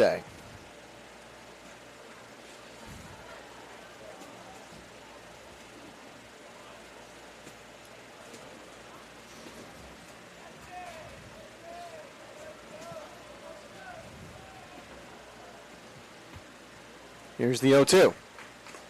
Check swing. What a take there. 1-2. Almost tied him up with the slider. It's been his best offering, I think, today for Sean Knorr.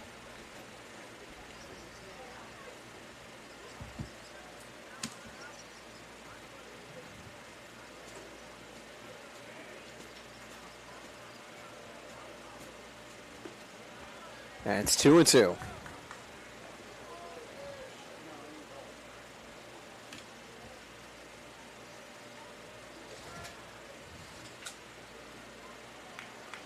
Checks the runner.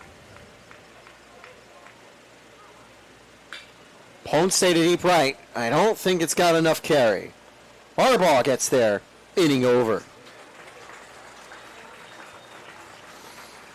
Tip the cap for Sean Knorr.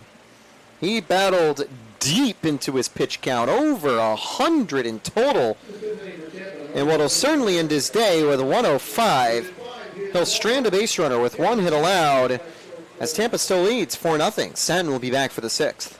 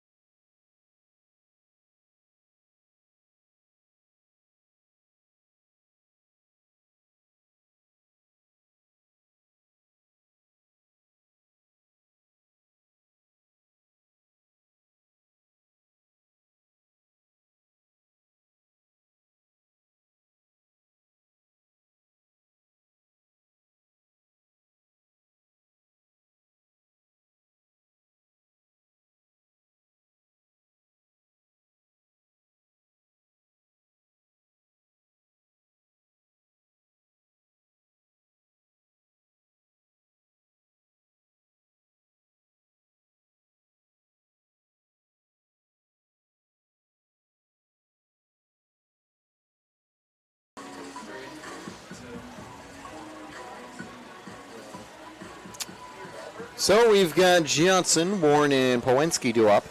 But as we start, let's give you a quick recap here in the top of the 6th. Tampa holds on to a 4-0 lead. It was a quick start for Stanton, striking out 2 looking in the top of the 1st. And Tampa got going with a Jake Books RBI in the bottom of the 1st. The damage kept going from the Spartans. After setting the table with 2 outs, Gunnar Carlson would deliver a 2 RBI triple in the bottom of the 2nd. And a ground out from Jesse Ponce would extend it to a 4-0 lead in the bottom of the 3rd. Tampa's been kept quiet since, as Knorr has been able to wrap up a brilliant day on the mound, thinking about how deep he's been able to go with 5 innings, 4 strikeouts, and 4 runs allowed on 105 pitches. And Stanton worked out of a bases-loaded jam with 2 away in the top of the 5th. But now we'll start out with 3, 4, and 5, 0-1 on the way for Justin Johnson. Swing and a miss, 0-2.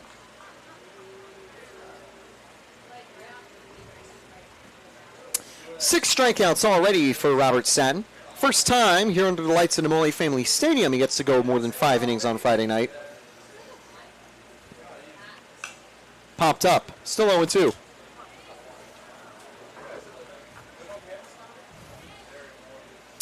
This would be the second quality start of the year for Robert Satin. And if he makes it to the next inning, he would be in line for his second high-quality start of the season. That should be out number one. Martinez ranging forward, throws in time. A lot of those tough-to-field ground balls today from the Davenport offense. Tampa done a good job keeping on top of most of them, and a good play there from Martinez. Aiden Warren up to the plate.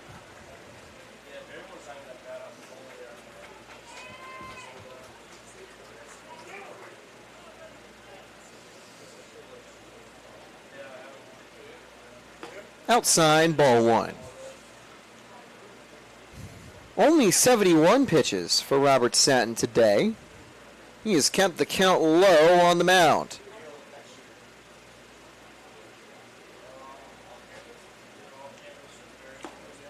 That one's going to miss 2-0.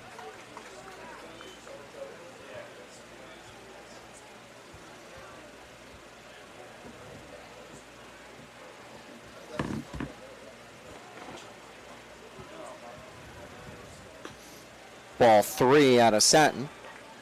Hawinski's on deck.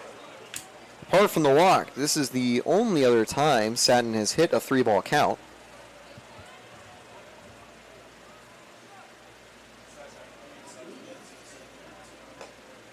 And that is ball four. Just missing inside, his second walk of the game. I believe that's going to be his first multi-walk game of the season. Hawinski getting some signals from the third base coach.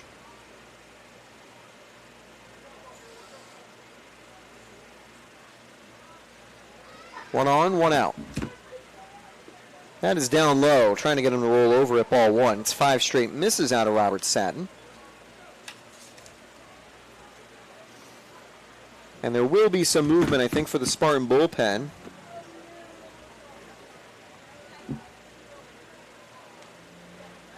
Swing and a miss, 1-1. You'd imagine that they would probably make the change in the 7th.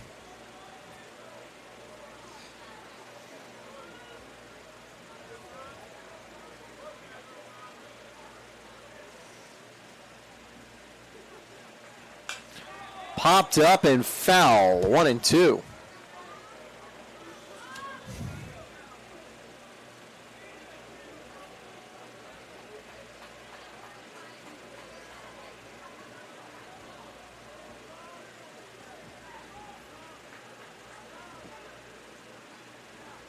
Swing and a miss.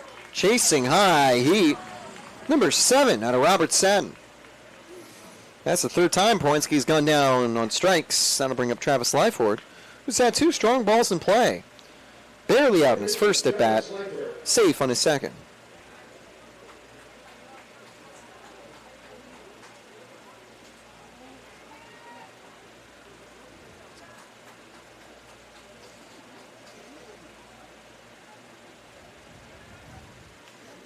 Strike one, make it 0-1.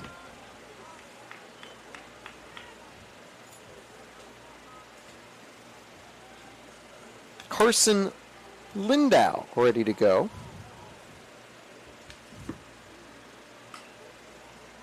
And he's down 0-2. He was down 2 strikes in both of his at-bats against Satin. Satin maybe retire him on strikes in the 3rd try. 0-2 on the way. Got him looking down the middle. Strike 3. And it's 8 to end 6 innings for Satin. If he'll exit stage left after that strikeout, it's another quality start for the Friday night ace. It's 4-0 Tampa. We'll be back in the bottom of the 6th.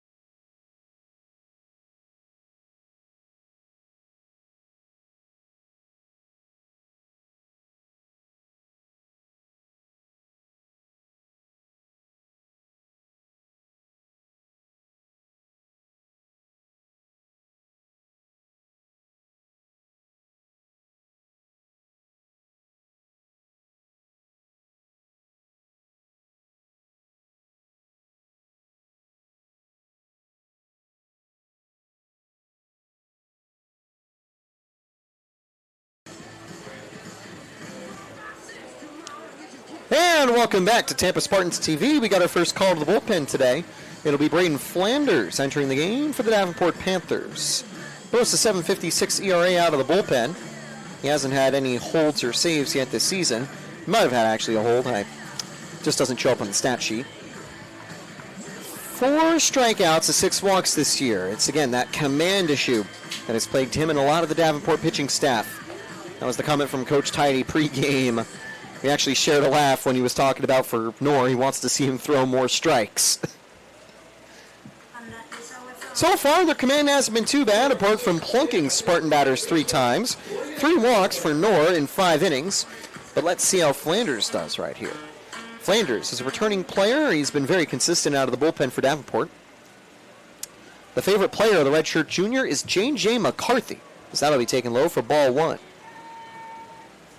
Makes sense that Flanders' favorite sports team is the Michigan Wolverines. 1-1.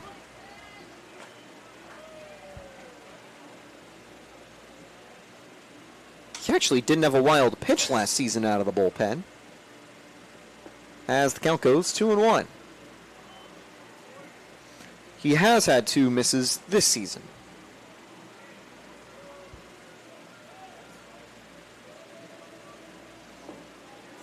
He's trying to bait some swings out of Woodburn, but he's a bit more patient in this plate appearance. 3-1. Woodburn's been out 3 times today. A rarity for the Spartan leadoff man. And that'll be ball 4.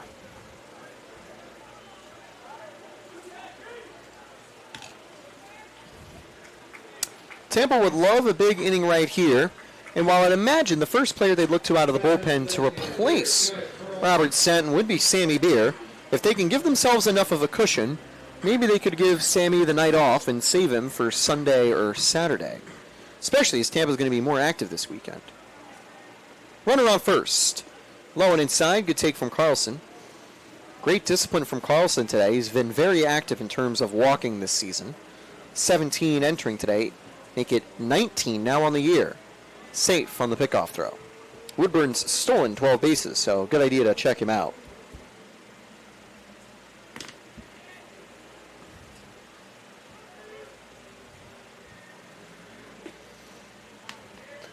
Each of Carlson's at-bats have gone long. A full count, a 2-2, and a full count. And both full count endings came with a ball 4. That one's just high and clips the corner. Good break on that 2-seamer to just dart back inside.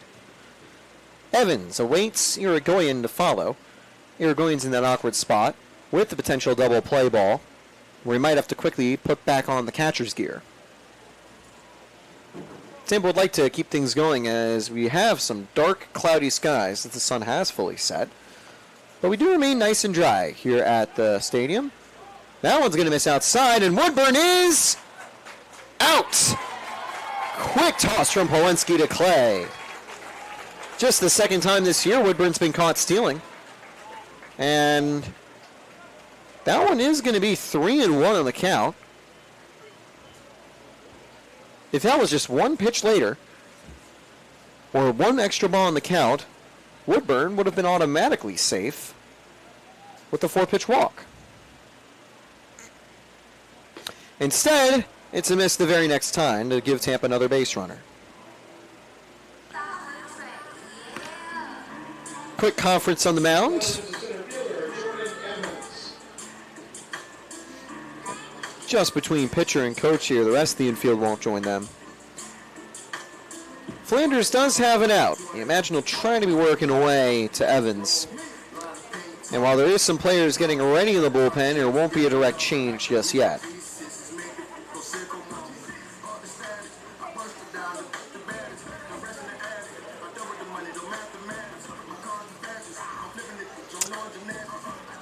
Evans got hit in the head earlier on an HBP.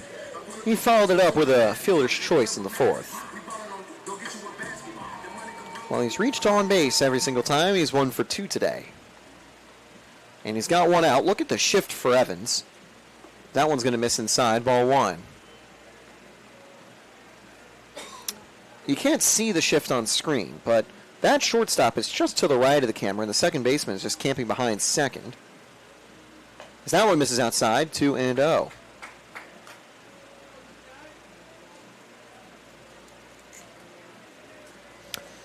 So 10 balls and 1 strike out of the bullpen, or 2 strikes for Flanders out of the bullpen.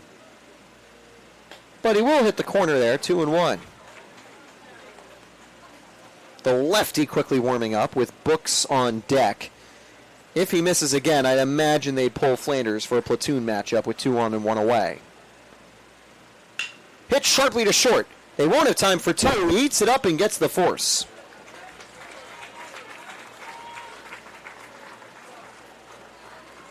Second fielder's choice of the game for Evans, but he will be safe at first. 2 down for Irigoyen. Books on deck. And while there are some changes from the dugout, they're just tactical instructions rather than actual substitutions.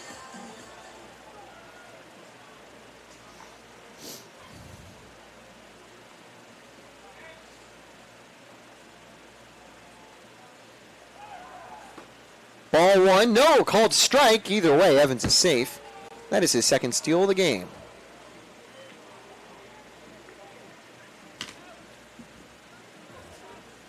Breaking ball just clipping the zone there on the first pitch. Aggressive running. Paying out. Popped up from Irigoyen. Bit of a dangerous ball though. Second baseman tracking back. But the catch is made to retire the side.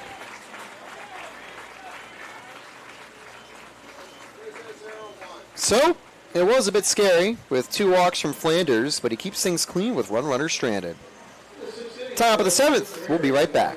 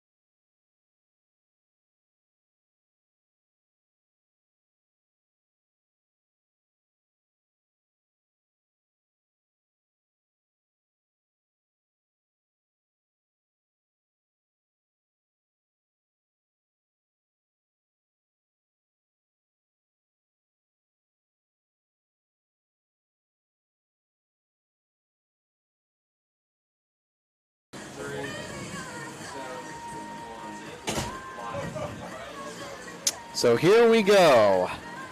A beautiful night here in New Tampa. The lights shining across our baseball field. One of the best backdrops in all of college baseball. And Satin is back for the 7th. 82 pitches for him on the day. 61 have gone for strikes. Brilliant stuff for him. 8 strikeouts, and he's good to go again. He'll be chasing a high-quality start. The same outcome he had last time, but this time, he's in line for the win. Up by 4. He's given up just 3 hits. So the scoreboard is still yet to change out there in center field.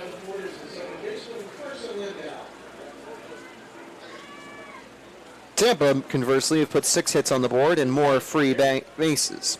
There's been 1 HBP and 2 walks from Satin today. And that hit by pitch was honestly a close call. Foul. Strike 1. Lindau, Arbaugh, and Gregus, who have actually caused some problems for Satin throughout the day-to-day, are ready to go. Arbaugh singled in the 5th. Lindau walked in the 2nd. It was just the 4th walk of the season that Satin surrendered over 34 innings. And he'll get ahead 0-2 quickly to Lindau. This is the most base runner he has surrendered outside of his second appearance at home with the Spartans. But just like that second game, he has also ranked up the Ks. 8 on the day. Number 9, swing and a miss. Tied him up with a high heat. And it's 3 strikeouts in a row for Satin to bring up Aiden Arbaugh.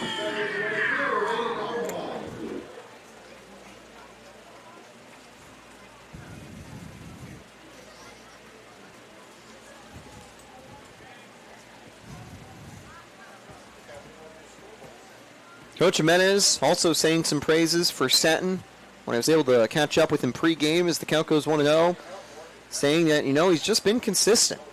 He's always doing a good job out there, and when I asked him if there was anything he wanted to improve, he said, well, nothing he needs to improve. Just needs to keep doing what he's already doing. And, well, I guess you could say he's done a lot of that tonight. 1-0 on the way, though, so no immaculate inning potentially here as the count goes 1-1. I wouldn't put it past Satin to have an immaculate inning sometime this season. Back in Tampa's season opener, way back a few weekends ago, as that one's flared to deep left field. Caught on the run by Javi Soto, though, 2 down. Satin started the season off with 8 straight strikeouts. He started his homestand with 8 strikeouts in a row against Montevallo. And after giving up a hit in the 5th, he would close his day with 12 over 5 innings. Throughout my time broadcasting baseball, I've seen Yoshinobu Yamamoto, I've seen Roki Sasaki, I've seen Tatsuya Imai, world-class arms from NPB at their best. But legitimately, that performance is one of the best pitching performances I've ever seen. Ever. Although my top one probably comes from last year with Atsuki Taneichi, as the count goes 1-1 with a swing and a miss by Gregus. The Chiba Lotte Marines pitcher, who you might have seen at the World Baseball Classic, picked up a 15-strikeout day on a complete game effort, where he had 42 whiffs. That's a record across StatCast for MLB and NPB. And that performance is even including a Yoshinobu Yamamoto no-hitter back in 2023. So thinking about the best games I've seen all time, a couple of Roki Sasaki games are up there. Yamamoto's no-no, Atsuki Taneichi, and then also Robert Satin. Hit to left, that's got a chance to drop. Soto closes down and makes the play. We'll have to wait and see if he's back. But if it's 7 strong innings for Satin today, he'll exit with a 4-run lead and another high-quality start here on Friday nights. Lucky number 7's coming up. Stretch time in Tampa. We'll be right back.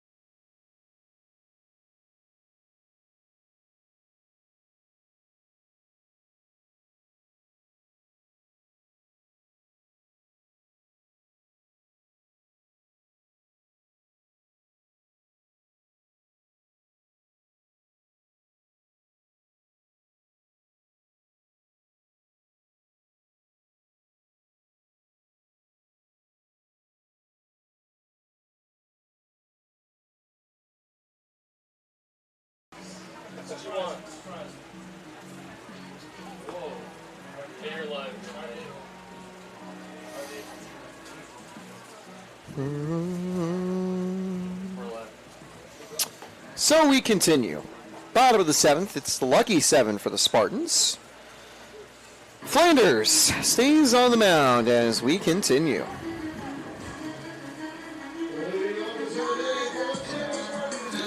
Tampa scoreless since the 3rd.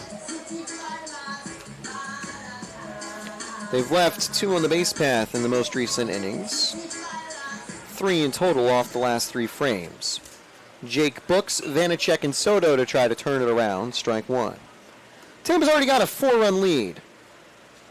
But Tampa, they're not satisfied. They'd like to extend that advantage.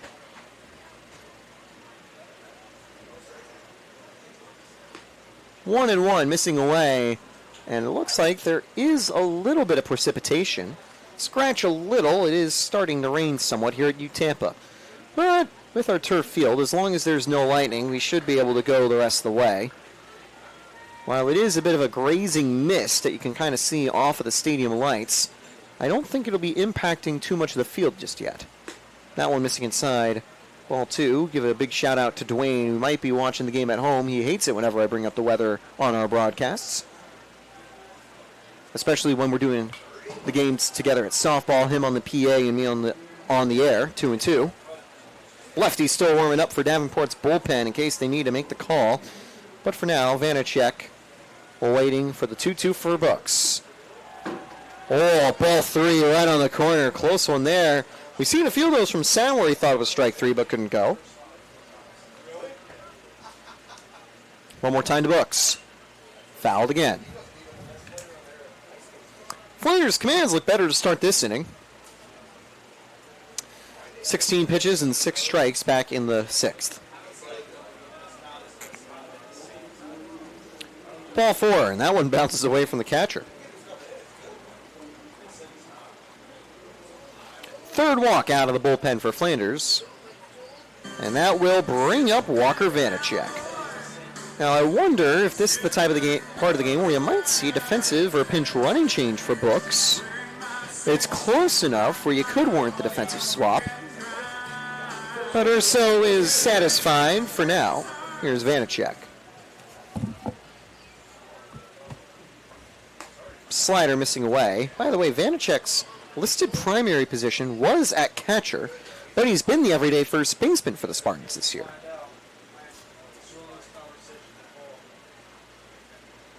Almost gets hit, dodges that one, 2-0. Javi Soto awaits on deck. He's on a 3-hit day. Him and Gunnar Carlson have been stellar at the plate. Obvious player of the game nominee would probably be Robert Satin, however. 2-1. And even with the inclement weather, we still got some good action down at the track for Pepin Stadium. You can hear that starting pistol fire sometimes for those runs, as that one's fouled back 2-2. Pepin Stadium, always a great spot for soccer action under lights. Right next to the Health and Technology building that came up a few years ago. Crazy how much Tampa has changed over these last few seasons. Whoa. Our camera up on the roof has had up in center field's had some shaking as the count goes 3-2. Had some difficulties with our cameras all night. The side camera leading to the batter's box, which we'll pull up just real quick, is very blurry. That's why I haven't been using it. Payoff pitch tipped foul. Vanacek stays alive. The other camera to the side for the pitcher has been pretty clean, but the one out showing the infield is somewhat blurry. And it hasn't been due to the rain. It's been like that all day. Another payoff pitch now from Flanders. Runner stays put. Hit sharply to short. This could be 2. Clay. Lindau. Johnson. 2 away. And Davenport finally turned that double play. They've had a handful of fielder choices from 6-4. And they'll pick up the second out here for Javi Soto. 2 away, bases empty.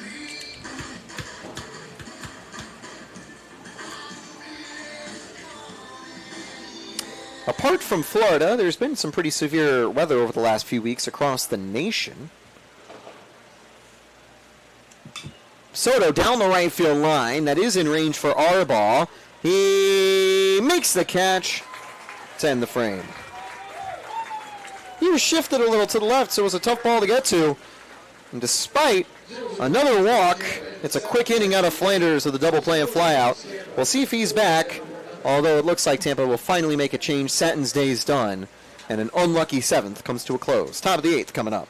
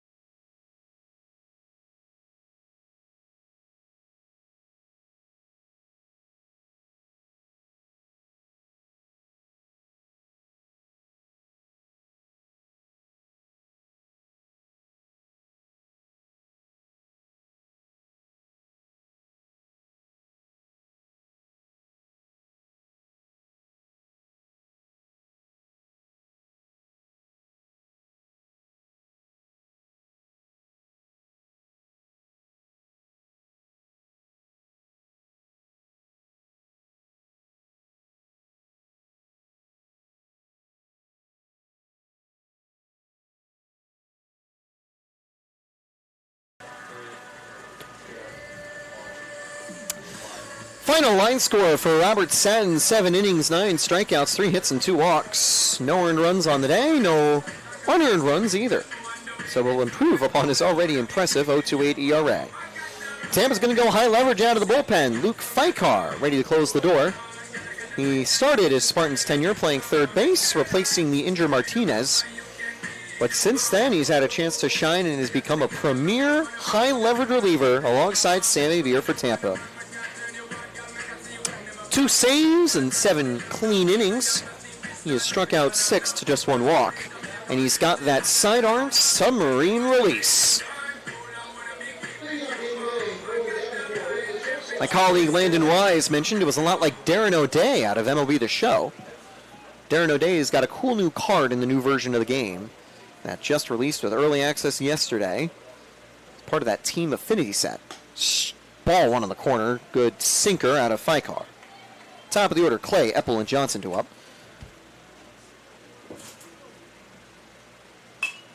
Hit up the middle. Ponce surging forward. Out number 1. Good job from the shortstop.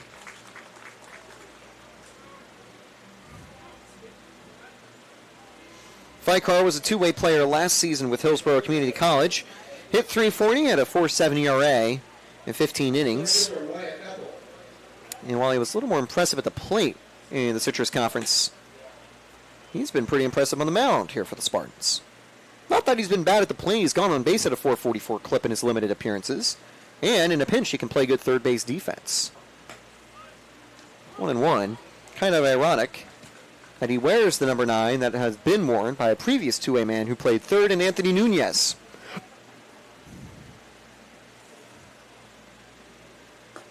Two and one missing.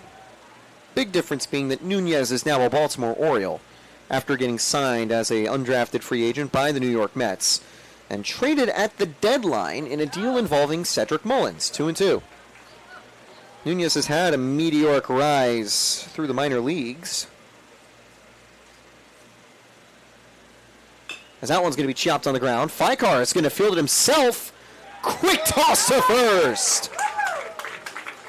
For most pitchers, that's an impossible play, but Fikar has experience at the hot corner, and he puts it to good use. And I was surprised when I saw him pitch from that sidearm angle because he does good overhand throws from third.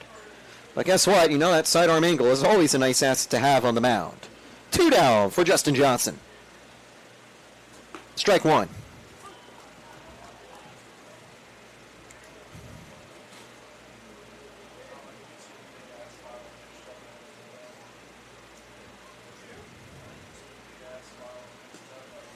That'll miss. 1-1.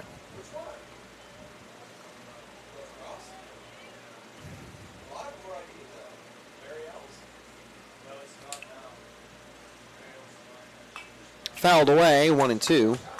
2 outs here for Fikar. 2 strikes to Johnson.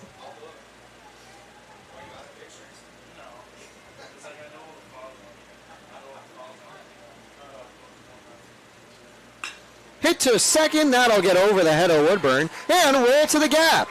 Scooped up by Brooks as his throw is in time. What a throw from Brooks.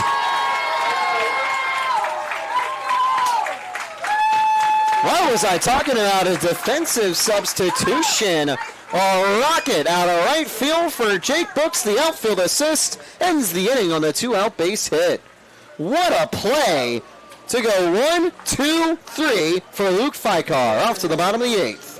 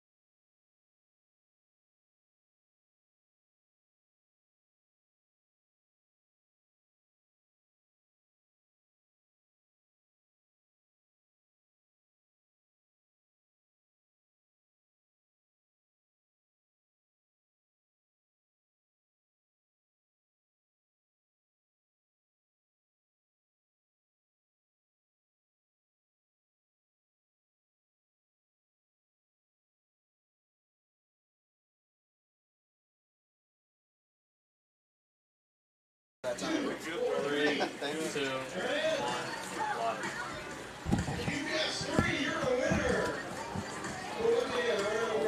So Flanders ready to go for a third inning on the mound. He's been hitless, but has gotten into a little trouble with his command. 32 pitches, 15 strikes out of the bullpen. By the way, mentioned Anthony Nunez in the previous inning. Sad news, he got reassigned to the minors after 5 really good bullpen appearances. I'd imagine he'll get a chance on the Orioles Major League roster later this year, but he'll probably start the season down in AAA in Norfolk. Either way, it's Martinez, Ponce, and Woodburn due up. 4-run Tampa lead. They've been scoreless since the third, but they have kept Davenport scoreless all day today. Strike one. Great play to end the previous inning with Jake Books getting an outfield assist.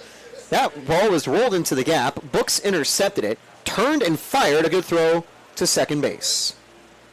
That's a can of corn in the left field, one away. Easy catch for Gregus, who's had some tricky plays to make today. First of a 4-game series tonight. We continue with the doubleheader tomorrow.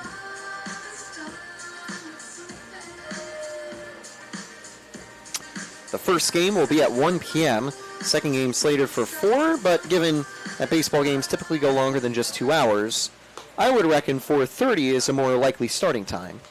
And then Sunday we'll be back here for an 11 a.m. game to close out a 4-game series. Next week, conference play resumes for the Spartans as they take on the Sailfish of Palm Beach Atlantic. 0-1 now. 1-1 now to Ponce.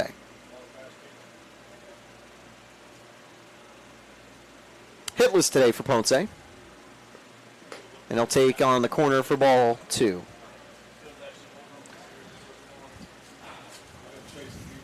The command has been shaky for Flanders, but he's been able to get 6 outs without a hit allowed. 2-2 now. Good spot outside. So we'll get set for the 2-2 to Ponce. Hit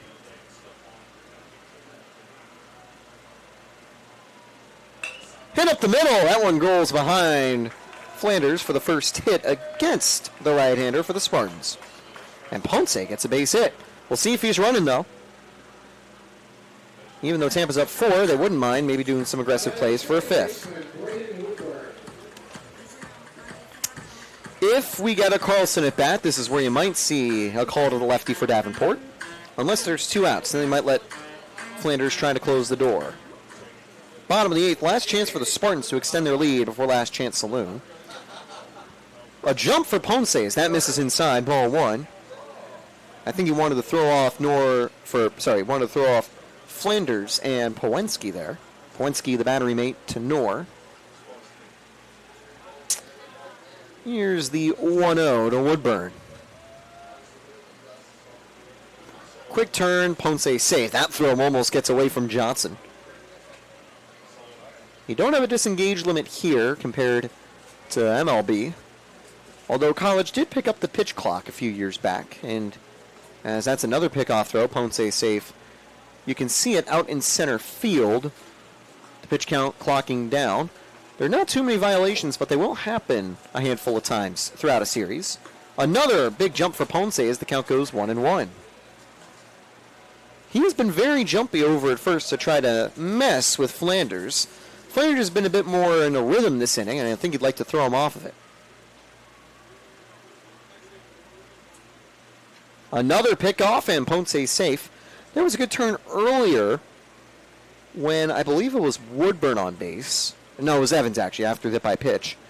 And there was a quick turn from Knorr on a pickoff that almost got Evans. Evans was safe, as number 4 misses, and Ponce's back in time. That's a bit like me playing out of the park baseball, spamming the pickoff move, hoping it works. Woodburn ready to go with Ponce at first. Ponce's picked up 1 steal this season. Jumps again as that misses low. 2-1. 7 hits for the Spartans. And they have now drawn a total of 9 free bases. As the count goes 2-2. 3 hit by pitches, 6 walks, 3 from each arm. A good outing from Noor today. Very gritty one, going 105 pitches. But he is still in line for the loss, which would be his first decision of the season. 2-2 now from Flanders.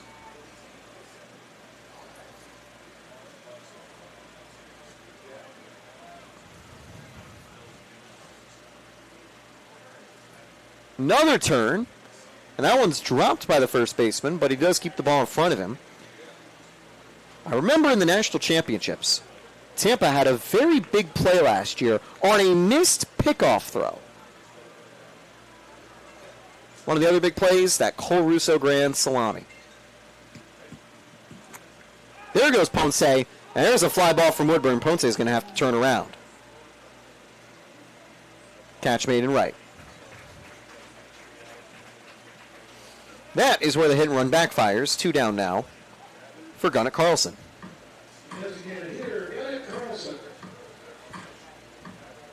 Tampa was up in that late game of the national championships, and Cole Russo, who's got Spartan DNA from so many members of his family, from his cousin Alexa with softball, his uncle Paul, and he delivered a huge moment for Tampa's 10th national title. Strike one. And it reminded me of his debut with the Spartans when he picked up the hit that would put the go-ahead run on base, and Tampa would eventually score it. 4-0 Spartans lead. Gunnar Carlson. 3 walks today. Runner goes. He'll swing as that tips. Ponce will have to go back. Another hit and run that doesn't really work out for Tampa, so 1 for 3 when trying those today. They did have a good hit and run that prevented a double play opportunity earlier.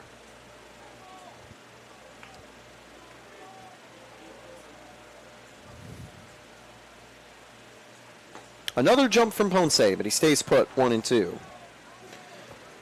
Davenport's bullpen's in great shape for the rest of the weekend, though. After they got 5 innings out of Noor, Flanders has been able to go the rest of the way out of the bullpen despite the early command struggles.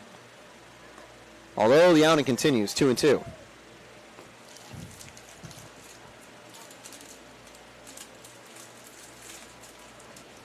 8:13 p.m. here at Tampa. There goes Ponce. Throw is high. Tries to make a diving tag. It's safe. Ponce gets his second steal. That'll bring the count full for Gunnar Carlson. 2 down with Jordan Evans on deck. Can he work a 4th walk today? A second one against Flanders. Or will he go for a swing? High and outside, strike 3 called. Delayed from the ump. And Carlson heads back to the dugout after the first strikeout for Flanders. Oh, unlucky for Carlson on a very close read. 1 runner stranded on 1 hit. Great outing out of the bullpen from Flanders. As we are ready for the top of the 9th.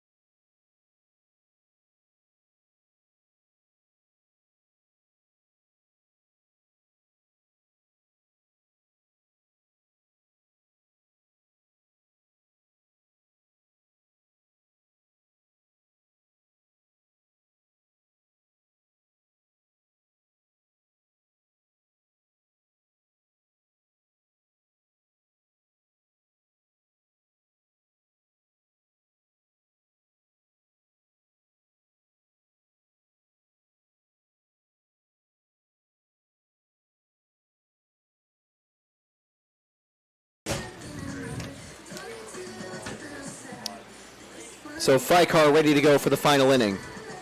He is not in a safe situation. He didn't enter for 3 innings out of the bullpen, and he entered with a 4-run lead. But he is looking to add to his impressive tally of scoreless frames. Sammy Beer could be waiting in the wings if they need to in a break class in case of emergency situation. But I imagine the junior will be ready later in the weekend, as another junior is ready to go right here. Tampa's got plenty of juniors on the roster, whether they're transfers or players who are returning.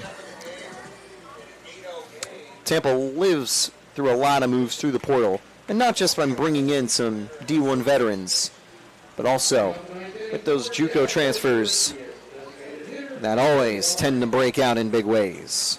2 of them out of the bullpen this year for the Spartans. Strike, ball 1. Warren, Powinski, Lyford, due up.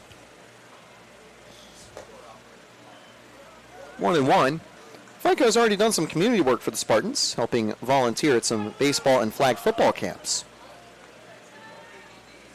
1-1 on the way. Oh, I like that one, but the umpire didn't. 2-1, right on the corner with that sinker. Big gets a whiff this time, 2-2. No strikeouts yet today for Fikar. 9 from Robert Satin. Not a season high, but continues to improve his already impressive tally as the count goes full. Satin now up to 54 in 39 innings. And just high, ball 4. Leadoff walk for Davenport. Satin was listed on the on the small school Player of the Year nominations.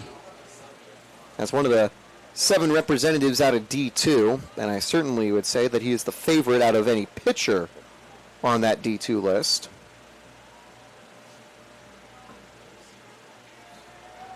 He would be my pick, I'd say, for that award. That one's poked foul, strike 1.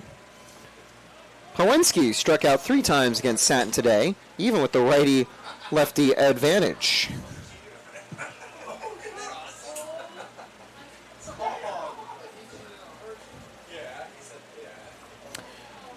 Oh, 1.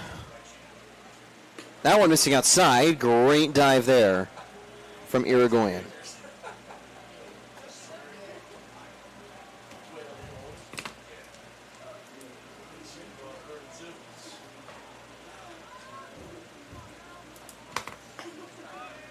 That one hits 1-2.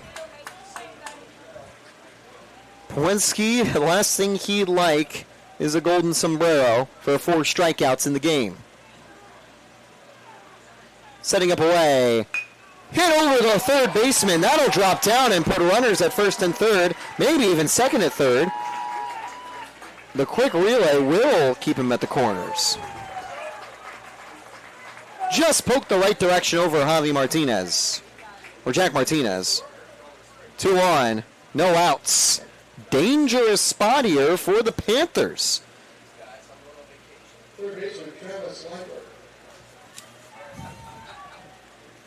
Garrett Swan at third base. He came on as a pinch runner for Warren.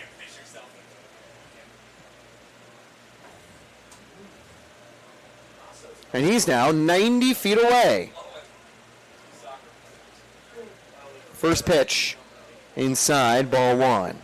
And this is where Sammy Beer might start tossing. Tampa's up by 4, but that's not necessarily the world's safest advantage here. Timely hitting from Davenport could turn things around real quick. On the corner, call the strike. No change in the runner at first, it looks like.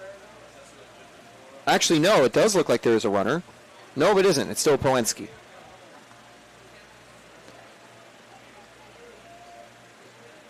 One hit up the middle. Runner's not going to be able to go home.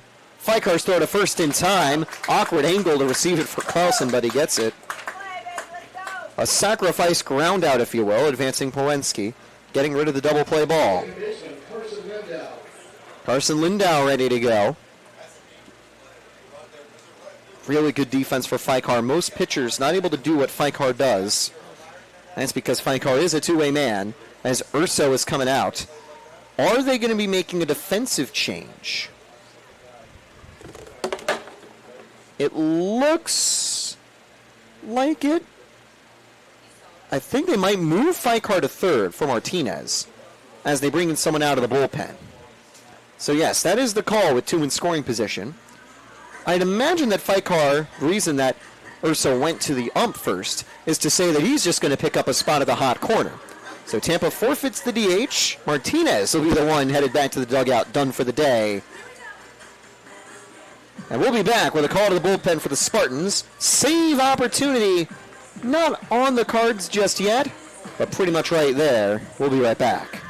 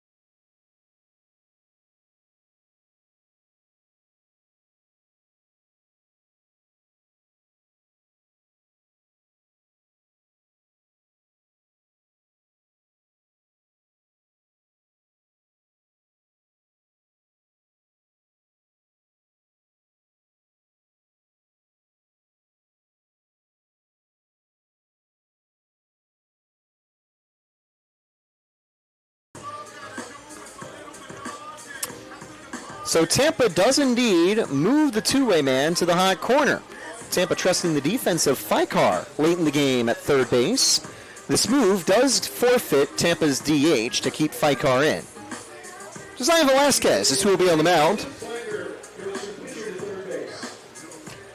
Velasquez taking on the 3 lefties who are due up. And unsurprisingly, we will see a change to Jimmy Amptman. A two-way man, nope, not Amptman, Ivan Salinas to start out, replacing Lindau.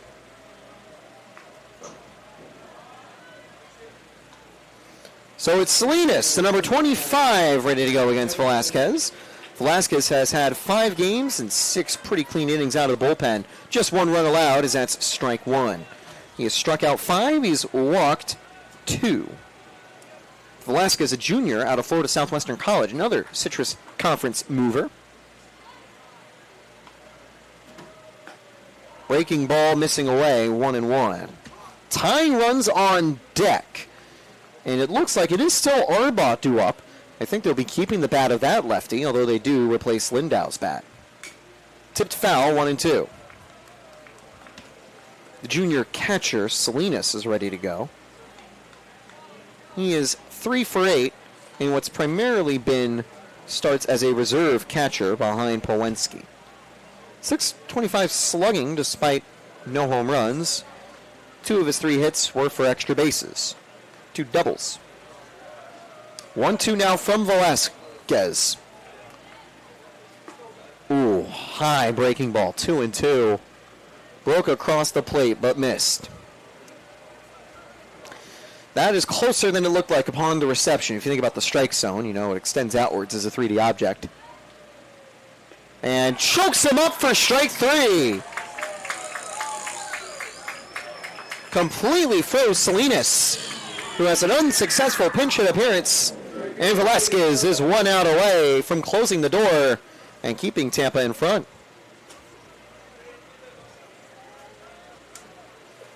I don't think it's a first save opportunity for Velasquez, but it's close enough to call it that. First pitch. Outside, ball 1, this time missing. Arbaugh singled back in the 5th, eventually setting the table against Stanton with the bases loaded, but couldn't convert, as the inning would end on a ground out from Wyatt Epple.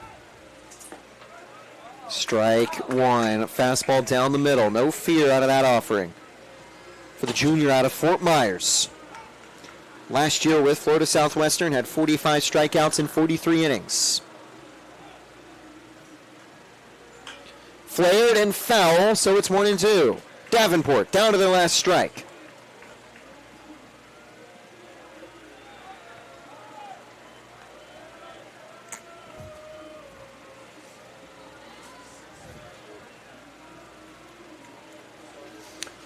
Can Tampa pick up win number 17 on this 1-2 pitch? Flows in for strike 3. Velasquez didn't realize it was 2 outs. He was calling for the ball back as if it was still one more out needed. But nope, he picks up out number 3. Tampa gets another win back at home on Friday night. 2 stranded to end the game. And it's a complete shutout for the Tampa pitching staff. A great job out of the bullpen as a fireman for Velasquez. Getting the final outs against the 2 lefties, well, 1 pinch hit righty. And securing a Spartans win.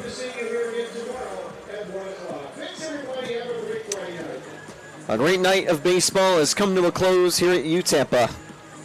But we're just getting started. This is one of the longest weekends we'll have all year outside of regional play. 4 games, and 2 of them coming tomorrow. Player of the game certainly got to be Robert Sen. Another dominant outing, 7 innings, no runs, and 9 Ks. Great days at the plate for Javi Soto and Gunnar Carlson. Carlson picked up 3 walks. Elwell so close to number 4. And Soto had 3 hits. No long balls yet from Tampa, but the weekend is still young. We'll see you at 1 p.m. tomorrow. Final score, Spartans 4, Davenport nothing. I'm Taylor Sorley. Have a great night.